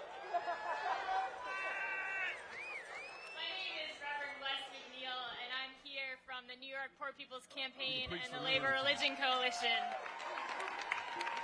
I come from a quote-unquote blue state, a state where currently Democrats control all the branches of our government. And in this time when Roe v. Wade is under threat and anti-LGBT legislation is spreading, there's a lot of talk of my state being a kind of haven. But let's be very clear. Policy violence perpetrated at the federal and state level is devastating the people of New York, too. 58% of our children are poor and low income. That's 2.4 million kids in the state that is home to Wall Street. As a queer and trans person, my community is disproportionately poor and low income. And I'm sick and tired of politicians and corporations waving a rainbow flag and then actively undermining my and my family's and my neighbors' right to life, liberty, and the pursuit of happiness.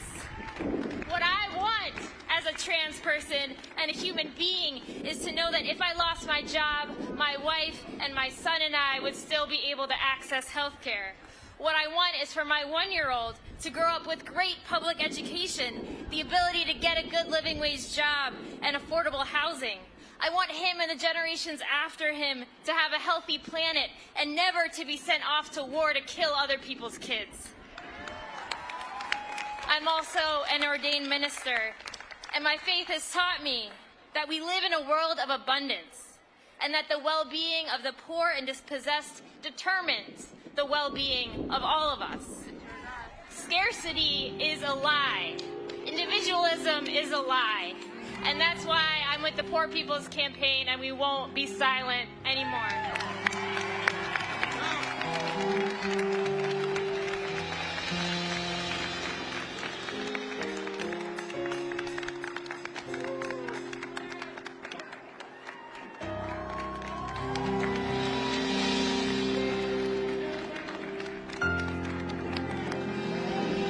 Let the word go forth here and now that the Poor People Campaign is on the move. No matter what color, no matter what gender, no matter what sexual orientation, no matter what religious identity, we decide to love. And when you love folk, you hate the fact that they're treated unjustly. You loathe the fact they're treated unfairly. And if you don't do something, the rocks are going to shout out, and the sun is going to shine, and the clouds are going to move. I want to thank my dear brother William Barr. I want to thank my dear sister Elizabeth Thea Harris for allowing God to use them in such a way that they are, in the language of John Coltrane, a force for good with a love supreme that embraces each and every one of us.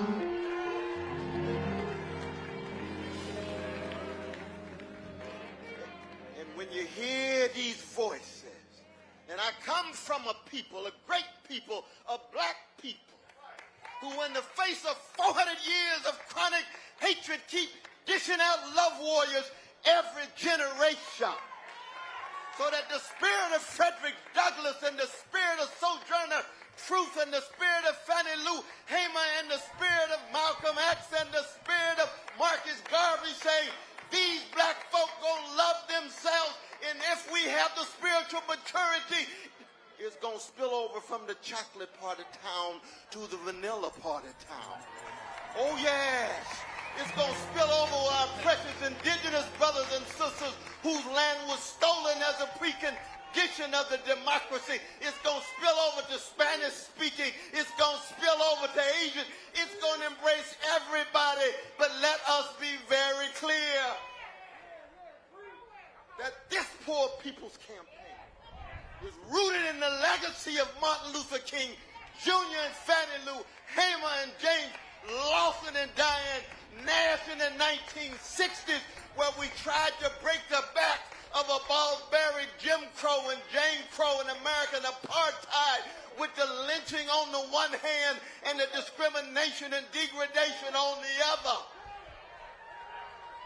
And what that means, that we say to America, not just to Congress, we say to the White House, we say to the Pentagon, we say to the neo-fascists in the Republican Party, we say to the milquetoast neoliberals in the Democratic Party, that we got a standard bigger than your politics.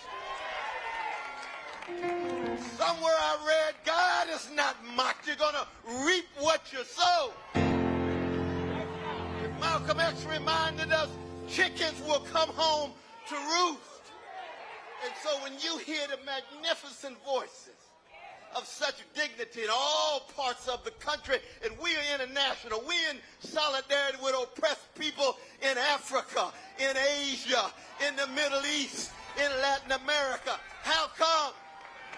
Well, I'll tell you why I am, because I'm a product of Shiloh Baptist Church. Just like my brother's a product of the black church. I was told in Vacation Bible School that if the kingdom of God is within you, then everywhere you go, you ought to leave a little heaven behind. And when you leave some heaven behind in a hellish world of organized greed and institutionalized hatred and routinized fear,